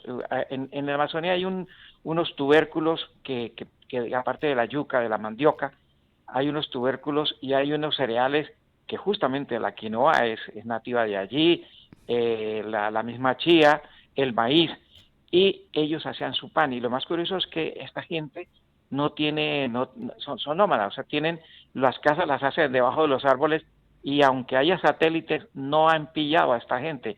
Y ayer veía un informe de la NASA que han detectado con los satélites 8 tribus que no han tenido contacto con los blancos, con la civilización nuestra. Qué curioso. Y eso demuestra que la alimentación de ellos, como esta que cuenta hoy este artículo, sigue siendo la misma. Y yo presencié cómo hacían este tipo de pan y cómo comían. Hay gente que recolecta todo el día. Y es que en la Amazonía, mi querido Rafael, tú en 100 metros puedes recolectar frutos, una especie de patatas, raíces como la mandioca, y cogollos y verduras, o sea, espinacas amazónicas, acelgas amazónicas, y en fin, y los famosos palmitos, que es lo que más comen, pues debajo de los árboles, y nunca son detectados porque no hacen ranchería tumbando el bosque, uh-huh, y quizás son los mejores cuidadores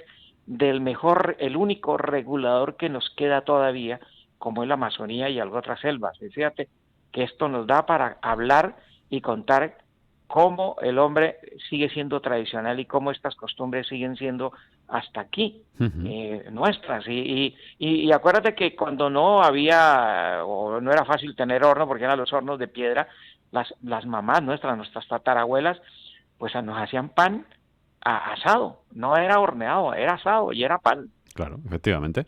Lo que cambia es la forma de prepararlo, pero en realidad los ingredientes y al aplicarle calor, pues se consigue ese producto final, ¿no? O sea que el pan es igual de viejo, o quizá más viejo que nosotros. Sí, desde luego que sí, claro que sí. Nos vamos a ir precisamente para ese lugar del mundo, para América del Sur, porque nos han consultado algunos oyentes, nos han pedido, para ser más exactos, que hablemos un poco de la chirimoya, que es una fruta no excesivamente consumida en España, pero los que la toman la aprecian mucho. Es una fruta muy apreciada. Es una fruta tropical de la familia de las anonáceas y nace del árbol llamado chirimoyo, originario de América del Sur, especialmente de los Andes peruanos y de las montañas de Ecuador, donde crece además de forma espontánea. La chirimoya se trata de un alimento muy nutritivo, digestivo y depurativo. Una fruta de tamaño medio grande que tiene una piel fina de color verde y una pulpa blanca y carnosa llena de semillas negras de gran tamaño parecidas a las pipas de la sandía. Su sabor es muy dulce, posee valores elevados de glucosa y de fructosa. El agua es el componente principal de la chirimoya, por lo que es una fruta diurética y depurativa. pobre en grasas y proteínas, pero al contener un alto contenido en azúcares, su aporte de hidratos de carbono y su valor calórico son altos. La chirimoya también tiene propiedades antioxidantes y es una gran fuente de potasio y de vitamina C. ¿Puede un diabético tomar chirimoya, Albert? Fíjate que sí, con mesura, pero lo puede tomar. Y también quiero comentarte que el país que tiene el mayor cultivo en extensión del mundo se llama España. ¿Ah, sí? Tenemos más de 3.000 hectáreas cultivadas aquí en Almuñécar, que en América Latina, ni siquiera Colombia, que es nativa de Colombia, Ecuador y Perú, no tenemos cultivos. El cultivo más grande que se tiene son 1.000 hectáreas.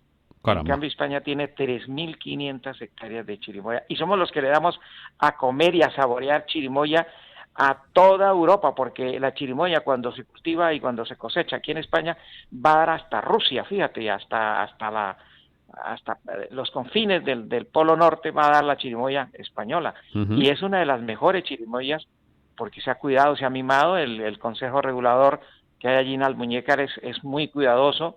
Desde que estaba Juan Carlos de alcalde, se hacía un trabajo muy interesante y por eso la potencia en producción a nivel agrícola es curioso, es España que está aquí en Europa. Cuando está en su punto, que es lo ideal, tomarla cuando está justo en su momento, se toma con una cucharilla, ¿no? Sí, con una cucharilla y bueno, yo lo que hago es ir quitando la piel y trozando. Y bueno, esa es la manera que comemos nosotros y es como comer.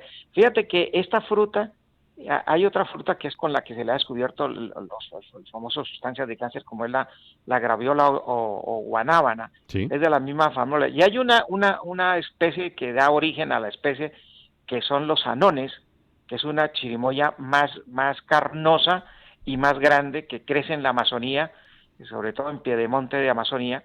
Y es la que da origen a la especie, que es el anón, y por eso se llaman anonáceas. Y luego hay otras variedades que son más pequeñas, y es un árbol absolutamente precioso, puede llegar hasta los 10 metros de altura. Fíjate, este árbol tan hermoso que se da. Luego tiene un sabor y una textura muy delicadas, ¿verdad? Delicadísima. Es una fruta cuando se madura hay que comerla ya, porque en 24 horas puede estar ya fermentándose, porque como tiene tantos azúcares, pues naturales, obviamente, que puede conseguir rápidamente en el momento de la maduración, que alcanza su mayor maduración, puede conseguir muy rápido alcoholes. Por eso se debe tomar, si está madura, debe tomarse en 24 horas antes de que empiece a descomponerse. Ahora, la chirimoya no tiene muchas proteínas, es cierto, pero tiene muchas vitaminas y curiosamente de las frutas dulces es una de las que más vitamina C tiene. Intuyo además que si tiene potasio es buena para un deportista también. Es que los deportistas allí en Colombia y los indígenas, cuando había correos, cuando no existían los correos de ahora, sino que el correo tenía que ir a pie, esta fruta la consumían para tener más resistencia por el potasio que tiene. Más energía, ¿no? Claro, tenían que tener energía y resistencia y lo lograban gracias a las chirimoyas que se echaban a la espalda con el correo, y ese era su alimento, porque en esa época que estoy hablando yo, hace 500 años antes del descubrimiento de América, claro, los correos indígenas se hacían de esa manera, y los corredores de correo lo tenían que hacer muy rápido y tenían que ir corriendo, y por lo tanto lo que tenían que tomar era alimentos muy contundentes, y uno de ellos era la chirimoya. Pues estaba pensando yo ahora mismo que un batido de chirimoya tampoco debe estar mal, ¿no? No, yo ya lo he tomado. ¿Y qué tal? En leche. No, mi querido Rafael, eso es fuera de serie. Es bocata de cardenales, como digo, ¿no? Eso es bocata de cardenal, eso es una super delicia. Lamentablemente, en este momento no las tenemos porque es una fruta aquí en España de invierno, pero creo que están llegando unas de Chile que están de maravilla, ¿no? Qué bien.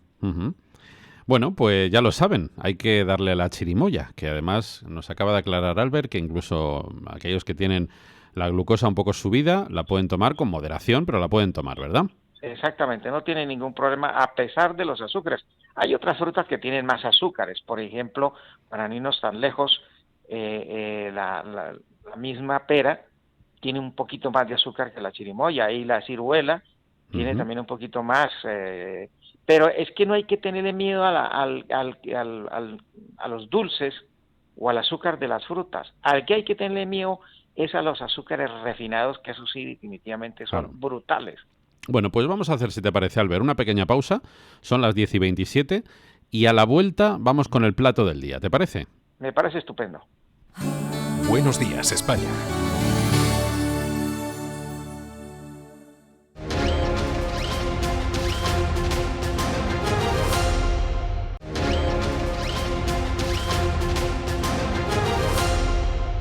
Días España, con Rafael Nieto.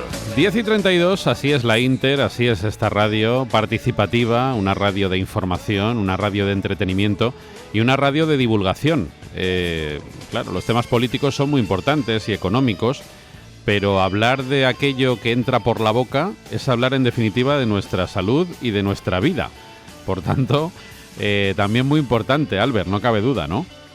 Claro, y es la única radio que tiene un espacio en la mañana donde hablamos de estos temas y que no lo hacemos desde ayer, lo hacemos desde hace 11 años, justamente en este verano. ¡Qué bárbaro! Cumplimos, Rafael, 11 años de estar al aire en antena y haciendo esta sección y haciendo la pedagogía de la salud como a ti y a mí nos gusta. Y eso que seguimos siendo jóvenes, pero es que empezamos siendo muy pequeñios. Hombre, sí, jóvenes, no, ya. Claro. Bueno, Rafael, hay que decirle a los oyentes que Rafael sí es muy joven, pero yo ya cumplí, voy a cumplir 69 años. Pero es que el espíritu no puede ser más joven, el de Albert. No, claro, no. Yo siempre digo que la fecha de nacimiento está en el DNI, pero nunca en la estructura y en la personalidad. Claro que y sí. En lo que uno es. Ahí es donde hay que cambiar esa edad. Totalmente. Ahí es donde hay que ser joven permanentemente. Bueno, pues hoy voy a proponer a nuestros oyentes un plato delicioso para toda la familia. Un día más pienso en esas sufridas madres que tienen esa labor ardua de decir, a ver, ¿qué le doy yo de comer a la familia, a los peques, para que estén bien nutridos, bien alimentados, para que tengan todos los nutrientes para gozar de una buena salud y para que tengan energía? Bueno, pues apunten, porque este plato es difícil de superar, ya se lo digo yo, tanto por sabor como por componentes. Vamos a hacer, Albert, una lasaña de verduras con calabacines, zanahorias, tomates y cebolletas. ¡Qué bueno!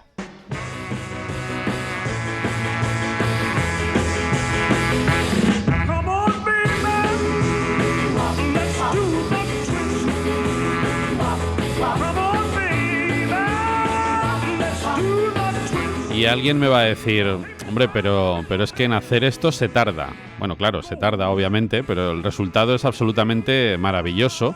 Hombre, si no les da tiempo a diario, se puede dejar para el fin de semana también, Albert. Sí, no, pero si miras, yo creo que este plato más allá de media hora no te quita. No se tarda mucho. Lo que pasa que, claro, alguien me puede decir, es que las venden ya congeladas, claro, pero es que eso que le van a dar a usted congelado tiene una serie de cosas que no son muy buenas para la salud, Albert. No, y además, aunque el congelado, y eso también hay que decirlo, no pierde sino entre el 10 y el 20% de las sustancias nutritivas, no es malo, es bueno, pero es mucho más bueno cuando podemos tenerlas fresquitas, recién traídas del campo. Eso es lo ideal. No hay comparación. Orgánico, hay que decir que no hay comparación, es muy distinto. No hay comparación. Bueno, vamos a utilizar, para 6 personas, vamos a hacer una gran lasaña, para toda la familia. Para toda la familia, perfecto. Y vamos a utilizar 16 láminas de lasaña de sémola de trigo, Albert. Perfecto, ahí está bien porque la sémola contiene proteína y es lo que debíamos de tomar de los cereales, las sémolas. Un par de calabacines, 2 zanahorias, 2 cebolletas, 2 tomates, medio litro de leche. ¿Se podría utilizar leche vegetal o quizá no? Sí, nosotros la hemos hecho con leche de soja y queda estupendamente bien. Muy bien, pues 30 gramos de harina, también en este caso puede ser harina de sémola, ¿no? Para que quede más rica, sí, porque le da un sabor y un toque delicioso. Vamos a emplear 50 gramos de queso rallado, cada uno el que quiera, aceite de oliva virgen extra, sal, pimienta, romero y perejil. No tengo adjetivos para definirte la imagen, Albert. debe tener unos colores impresionantes. Madre mía, es para ir a casa y prepararla para hoy mismo, sin esperar más. Vamos a poner abundante agua a calentar en una cazuela grande. Cuando empiece a hervir, sazonamos, le ponemos ahí las láminas de la lasaña, cocemos durante 10 minutos, refrescamos y escurrimos sobre un trapo de cocina bien limpio, como pueden ustedes suponer. Picamos una cebolleta finamente, la ponemos a pochar en una sartén con un poquito de aceite, lavamos los calabacines, los picamos y agregamos a la sartén, sazonamos y cocinamos unos 6-7 minutos. Picamos la otra cebolleta, la ponemos a pochar, pelamos las zanahorias, las picamos, añadimos también, hacemos lo mismo con los tomates y le agregamos las hojas de romero, que le van a dar también un poquito de un aroma, como un toque, ¿no? Un toquecito muy mediterráneo y además muy italiano también. También. Ponemos una capa de láminas de lasaña en el fondo de una fuente apta para el horno. Ponemos encima una capa de calabacín, otra de láminas de lasaña, otra de zanahoria y tomate. Y terminamos con una capa de láminas de lasaña. Para hacer nuestra bechamel, pues ya lo saben, un poco de aceite en la cazuela, harina, rehogamos un poco, agregamos la leche despacio, moviendo durante 5 o 6 minutos, evitando que haya grumos. Salpimentamos, le ponemos el queso rallado, un poquito de perejil picado, mezclamos bien, cubrimos la lasaña, la gratinamos en el horno y le ponemos perejil picadito por encima. Ya te digo que el aspecto, el sabor y el olor tiene que ser tremendo, Albert. ¿Albert? Sí, y tal como se explicaron en los ingredientes, que todos son naturales, ojalá orgánicos, ecológicos, pues es que es un alimento. Yo diría que aquí nos quedamos un pelín cortos, pero sin ser demasiado cortos, de proteína. Claro. ¿Por qué? Porque aquí la fuente más grande de proteína es el queso, que tiene un 18%. Luego un poco en la leche, ¿no? En la leche también y tenemos un poco en la sémola del trigo. Y en la sémola estamos, pero sí, mire, si hacemos cuenta en lo uno y en lo otro, nos sale un 30% de proteína. O sea que si nos comemos un plato de carne, por ejemplo, de pescado, que tiene un 24%, o de pollo un 22%, o de carne roja un 18%, pues estamos súper bien de proteína. Y luego las vitaminas son verdaderos raudales que tiene este plato. Mucha vitamina, mucha sal mineral y sobre todo mucha fibra. O sea que va a ser digestivo. Yo creo que en 2 horas ya estamos otra vez con hambre, mi querido Rafael. Totalmente. Porque tiene mucha fibra, entonces va a ser muy digestivo. Y luego pues tiene oligoelementos, micronutrientes, fitoquímicos en abundancia.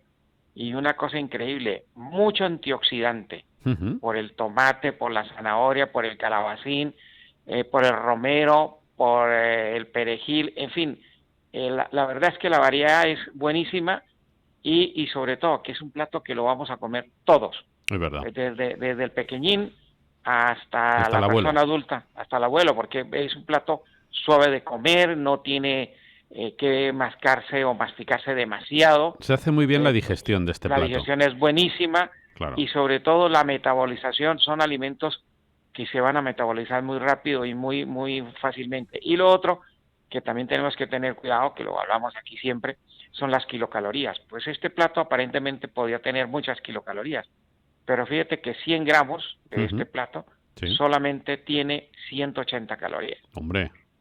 O sea que una buena ración, entonces. Una buena ración, 150 gramos, que es una ración grande, pues no pasaría de 250 calorías, que tampoco para una comida no es grande en calorías. No, está muy bien. Ahora, bien. Si queremos ponerle más, pues eso ya es cuestión de cada persona. Le puede tomarse un filetito, acompañarlo, o otros querrán más ensalada. Yo casi repetiría lasaña, ¿eh? Yo también. Yo viéndolo el tema como está, yo prefiero otro trocito. Ya lo creo. Si es que me quedo corto, me cabe un poquito más, un trocito más de lasaña, y es un plato único y completísimo además. Este es el típico plato, Albert, que cuando uno se ha terminado su trocito del plato de lasaña, te vas a la fuente con la cuchara para rebañar la bechamel que vaya quedando, porque es deliciosa, claro. No, yo creo que aquí el pan tiene que ponerle al lado, porque el pancito para rebañar es lo mejor que hay, para que el plato quede redondo, casi, ¿no? que la abajo, sí, porque la rebañada por la salsa, fíjate que por la salsa, y tú, yo que somos salseros, que nos gustan los guisados, pues con un trocito de pan, rebañar esto y que aprovechar esta salsita es algo para chupárselo los dedos. Un auténtico lujo, sí señor. Un lujo, un lujazo. Un lujo a muy bajo precio, porque... Eso es otra cosa increíble. Claro. Sí, es baratísima esta lasaña. Es barato. Y fíjate que estaba pensando los tiempos y yo creo que lo que decía, más de 30 minutos no se gasta haciendo. Bueno, quizá un poquito más, pero vamos, no mucho más, no llega a la hora, desde luego. Y nada, si no se puede hacer a diario porque hay mucho trabajo, muchas ocupaciones, pues se puede dejar para el fin de semana. Pero este es uno de esos placeres de la cocina doméstica que no se deben dejar de hacer, ¿verdad, Albert?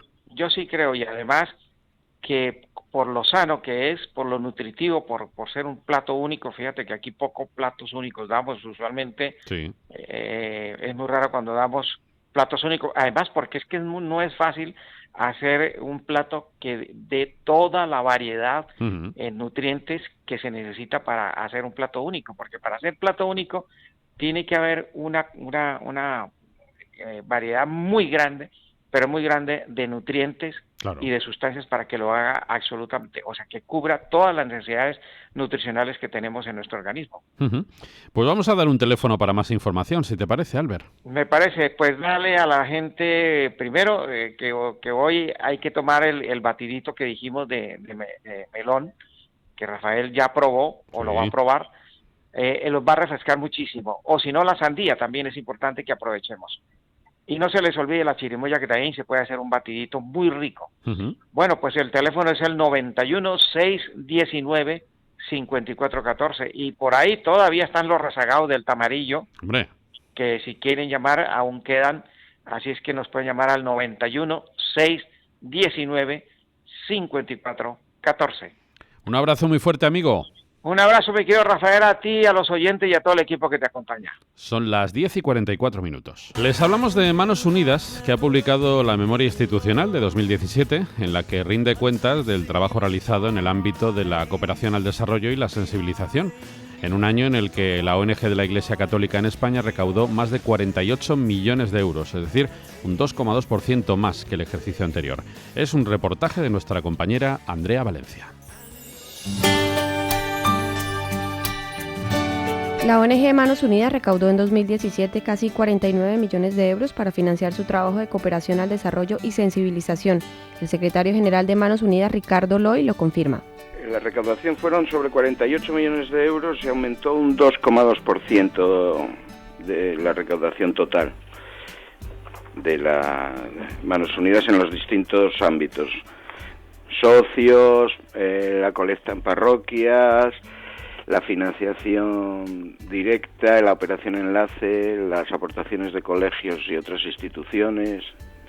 También se aprobaron 570 nuevos proyectos por un valor de 38.524 euros, que sumados a los iniciados en años anteriores, resultaron en un total de 894 proyectos en ejecución en 59 países de África, Asia y América, con los que se apoyó directamente a 1.682 personas y a más de 6 millones de forma indirecta.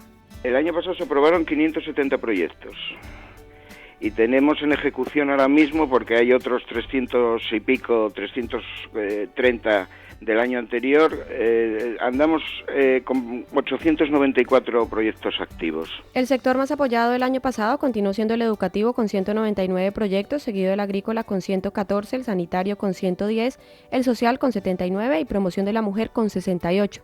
Además de la apuesta por la educación como base del desarrollo y por la agricultura sostenible como forma de defender el derecho a la alimentación de las comunidades. Nosotros fundamentalmente trabajamos en 5 sectores: agrícola, sanitario, social, mujer directamente. Donde más trabajamos porcentual en importes es en África, donde más proyectos tenemos. Pero después tenemos también en América y en Asia. A nivel financiero, Manos Unidas recaudó fondos procedentes en un 87,3% de fuentes privadas y en un 12,7% del sector público. Las aportaciones de los 76.000 socios y colaboradores constituyeron la mayor fuente de ingresos de la organización, un 39,6%. La mayor parte de los fondos recaudados proviene de las aportaciones del sector privado, ¿no? Proviene fundamentalmente de nuestros socios, que hacen unas aportaciones directas todos los años. El año pasado había subido como un 2,2% porque llegamos casi a los 10 millones de euros. En parroquias andamos sobre los 8 millones y medio, y después aportaciones de particulares que llegaron también hacia los 6 millones, y después ya lo que serían instituciones religiosas, empresas, aportaciones anónimas, herencias, pero fundamentalmente como el 88% de lo que recaudamos viene del sector privado. Algo que la ONG agradece especialmente porque esta colaboración es, junto a la colecta anual en parroquias, la que supone el grueso de los fondos que les permite continuar con esta labor, quienes además de los trabajos sociales desarrollan diferentes campañas de sensibilización. Estatutariamente tenemos la obligación, o está diseñado de tal manera que nosotros, aparte de los proyectos de cooperación, tenemos que hacer sensibilización en España, ¿no? En el sentido de dar a conocer cuáles son las causas de la situación en la que estamos viviendo en el mundo, ¿no? De exclusión, de pobreza, Y entonces con todo eso hacemos sensibilización, y en todas las delegaciones de Manos Unidas en toda España, en 71 delegaciones que tenemos, tantas como diócesis hay, pues hacemos sensibilización de muchas maneras. Desde cenas en las que se exponen los proyectos, se dan a conocer cómo están evolucionando, en fin, un poco cómo es la evolución de los proyectos que se están financiando, hasta actos de sensibilización en universidades, dando a conocer mediante cursos o talleres en los colegios. En el marco del cambio de valores y modos de vida al que apela Manos Unidas, hace un llamamiento también a apoyar a aquellos a quienes el Papa Francisco calificó de sobrantes en una sociedad en la que priman el individualismo y la falta de solidaridad, y señala la necesidad de un compromiso con la defensa del derecho a la alimentación y de unas relaciones de producción y consumo justas. Unas noticias de la cultura con Antonio Alegre. ¿Cómo estás, Antonio? Buenos días. Buenos días, Rafa. Bueno, la presidenta de honor de la Academia del Cine, lo decíamos esta mañana, Yvonne Blake, fallecía en el día de ayer.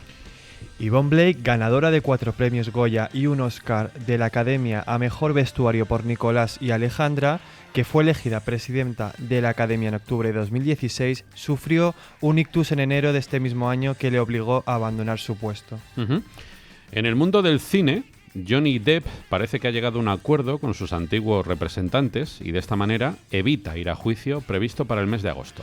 Depp mandó a sus antiguos gerentes acusándolos de gastar millones sin su permiso. El actor ha reclamado en este entonces $25 millones por los daños ocasionados.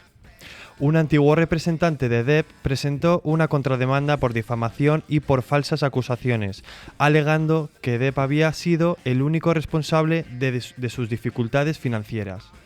Finalmente, Johnny Depp ha logrado llegar a un acuerdo con la compañía para proteger su reputación personal y artística. Les hablamos ahora del Círculo Catalán de Historia, que sostiene que Cristóbal Colón no nació en Génova, sino en el seno de una familia burguesa catalana, y esto es lo que quieren defender en el Congreso del próximo viernes 20. Desde el domingo 15 al viernes 20 se celebra en la Universidad de Salamanca el 56 Congreso Internacional de Americanistas. Y es precisamente en este último día cuando intervendrá el Círculo Catalán de Historia, que tiene como objetivo promover la recuperación de la memoria histórica mediante el conocimiento de la historia de Cataluña. El Gobierno pide además a la RAE que realice un estudio del lenguaje de la Constitución con el objetivo de adecuarla a un lenguaje inclusivo para las mujeres. La RAE no ve posible la reforma constitucional que introduzca el lenguaje inclusivo. El director de la Real Academia, Darío Villanueva, no ve posible reformar nada en la Constitución, no porque no haya cosas que no se puedan reformar, sino porque no hay un clima político para ello. Gracias, Antonio. Son las 10:56. Vamos a hacer una brevísima pausa.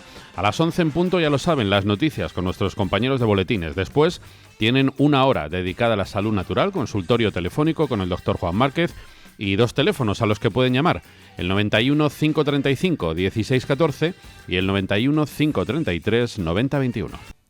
Son las 11 de la mañana, las 10 en Canarias. Muy buenos días. En España, hablando de política, hay que hacer referencia sin duda a la situación del Partido Popular cada vez más cerca de terminar con esa cuenta atrás que culmina este fin de semana en el Congreso Extraordinario en el que van a elegir a su nuevo líder. Según el Independiente, desde las estructuras del partido en Galicia, Alberto Núñez Feijóo, quien no se ha pronunciado oficialmente, aunque hoy tiene una rueda de prensa esta mañana, veremos si lo hace, habría dado instrucciones a sus compromisarios para que se decanten a favor de la candidatura de Pablo Casado. Mientras, esta mañana en Telecinco el propio Casado no ha querido confirmar ese apoyo, pero ha insistido en que cuenta con Galicia y cuenta con Alberto Núñez Feijóo. Yo no sé qué van a hacer los compromisarios de Galicia porque estoy convencido que harán lo que ellos consideren. Alberto Núñez Feijóo, lo que sí que puedo decir es que para mí es una referencia imprescindible. Yo arranqué mi campaña en Galicia diciendo que para mí el Partido Popular de Galicia es un ejemplo para seguir a nivel nacional. Y dije que Alberto Núñez Feijóo es un líder indiscutible también a nivel de España, no solo de Galicia, y que si yo soy presidente del Partido Popular, Alberto será lo que quiera, cuando quiera y como quiera. Y lo mantengo, porque creo que me tengo que acompañar de los mejores. Por otro lado, sobre la propuesta del presidente del Gobierno en torno a un nuevo estatuto para Cataluña como solución al conflicto independentista, esta mañana en Onda Cero la ministra de Defensa, Margarita Robles, ha defendido que lo necesario, lo importante ahora es hacer propuestas. Tenemos que rechazar el inmovilismo, tenemos que ir a medidas políticas. Esa es una de las medidas políticas o de las cuestiones políticas que pueden estar sobre la mesa, y lo único que tiene que quedar claro es que dentro del ámbito que no implique una vulneración de la Constitución, ahí se puede hablar, se puede ver todo, y evidentemente se puede trabajar con un estatut, el estatut que salió del Parlament de Cataluña, u otras opciones que, insisto mucho, que en ningún caso vulneren el ordenamiento constitucional. También hablamos de la retirada de los restos de Franco del Valle de los Caídos. Esta mañana el ministro del Interior, Fernando Grande Marlaska, en Radio Nacional, no ha querido confirmar si hay acuerdo o no con la familia y ha resaltado que lo importante, más allá de las fechas, es que se produzca la exhumación. No me consta ningún acuerdo con la familia Franco, pero sí me consta algo. Me consta el convencimiento y la voluntad firme y cierta de este gobierno, del presidente del gobierno y de todo el gobierno, de que la realidad de la exhumación de los restos del dictador sea de carácter inmediato. No hay que hacer tampoco hay que hacer fiestas del día que sean exhumados. Quiero decir, hay que ser serios y coherentes. No deben de estar ahí por distintas circunstancias y no puede haber una loa ni directa ni indirecta a un dictador. Un apunte empresarial. Los sindicatos USO y SITPLA han denunciado a Ryanair, a su presidente Michael O'Leary y a su director de personal Eddie Wilson por vulnerar, dicen, el derecho a la huelga de los tripulantes de cabina a los próximos 25 y 26 de julio, infundiendo miedo a los trabajadores a través de entrevistas en persona o telefónica en las que los habrían interrogado, según los sindicatos, sobre sus intenciones de acudir a la huelga. La información de los mercados en tiempo real. Sigue mandando las subidas en el conjunto de plazas europeas y en el caso del selectivo ha mejorado porque ahora está plano, arriba 3 centésimas el IBEX. Por otro lado, conocemos ya los datos de precios de la eurozona que esperábamos. El IPC en la zona euro en junio sube un 0,1% en tasa mensual, era lo que se esperaba. La tasa subyacente no tiene cambios, se esperaba en este caso que subiera 0,1. Por otro lado, hay que recordar también que Bankinter está negociando con Apolo la compra de Evo Banco, lo ha confirmado a la CNMV, y también tenemos que ver cómo se encuentran en tiempo real esos indicadores. Arriba 5 centésimas, prácticamente plano el selectivo, 9.724 puntos, gana un 0,85 el DAX, es la bolsa que más sube, la alemana, está en 12.769, arriba un 0,64 el Eurostock para colocarse en 3.479 puntos, y el FTSE gana un 0,53%, se sitúa en 7.667 puntos. Algo más de medio punto porcentual es lo que sube a esta hora el CAC parisino para colocarse en 5.450 puntos. Un euro se cambia por 1,1621 dólares y por 131,34 yenes. Y en las materias primas, sin embargo, lo que vemos son recortes, caídas del 0,98% para el barril de Brent hasta 71,47 dólares, desciende un 0,77 el barril de West Texas, está en 66,64 dólares. Hasta aquí las noticias. Si quiere estar al tanto de la última hora de la mejor información económica y bursátil, siga con nosotros y también de forma permanente en intereconomía.com.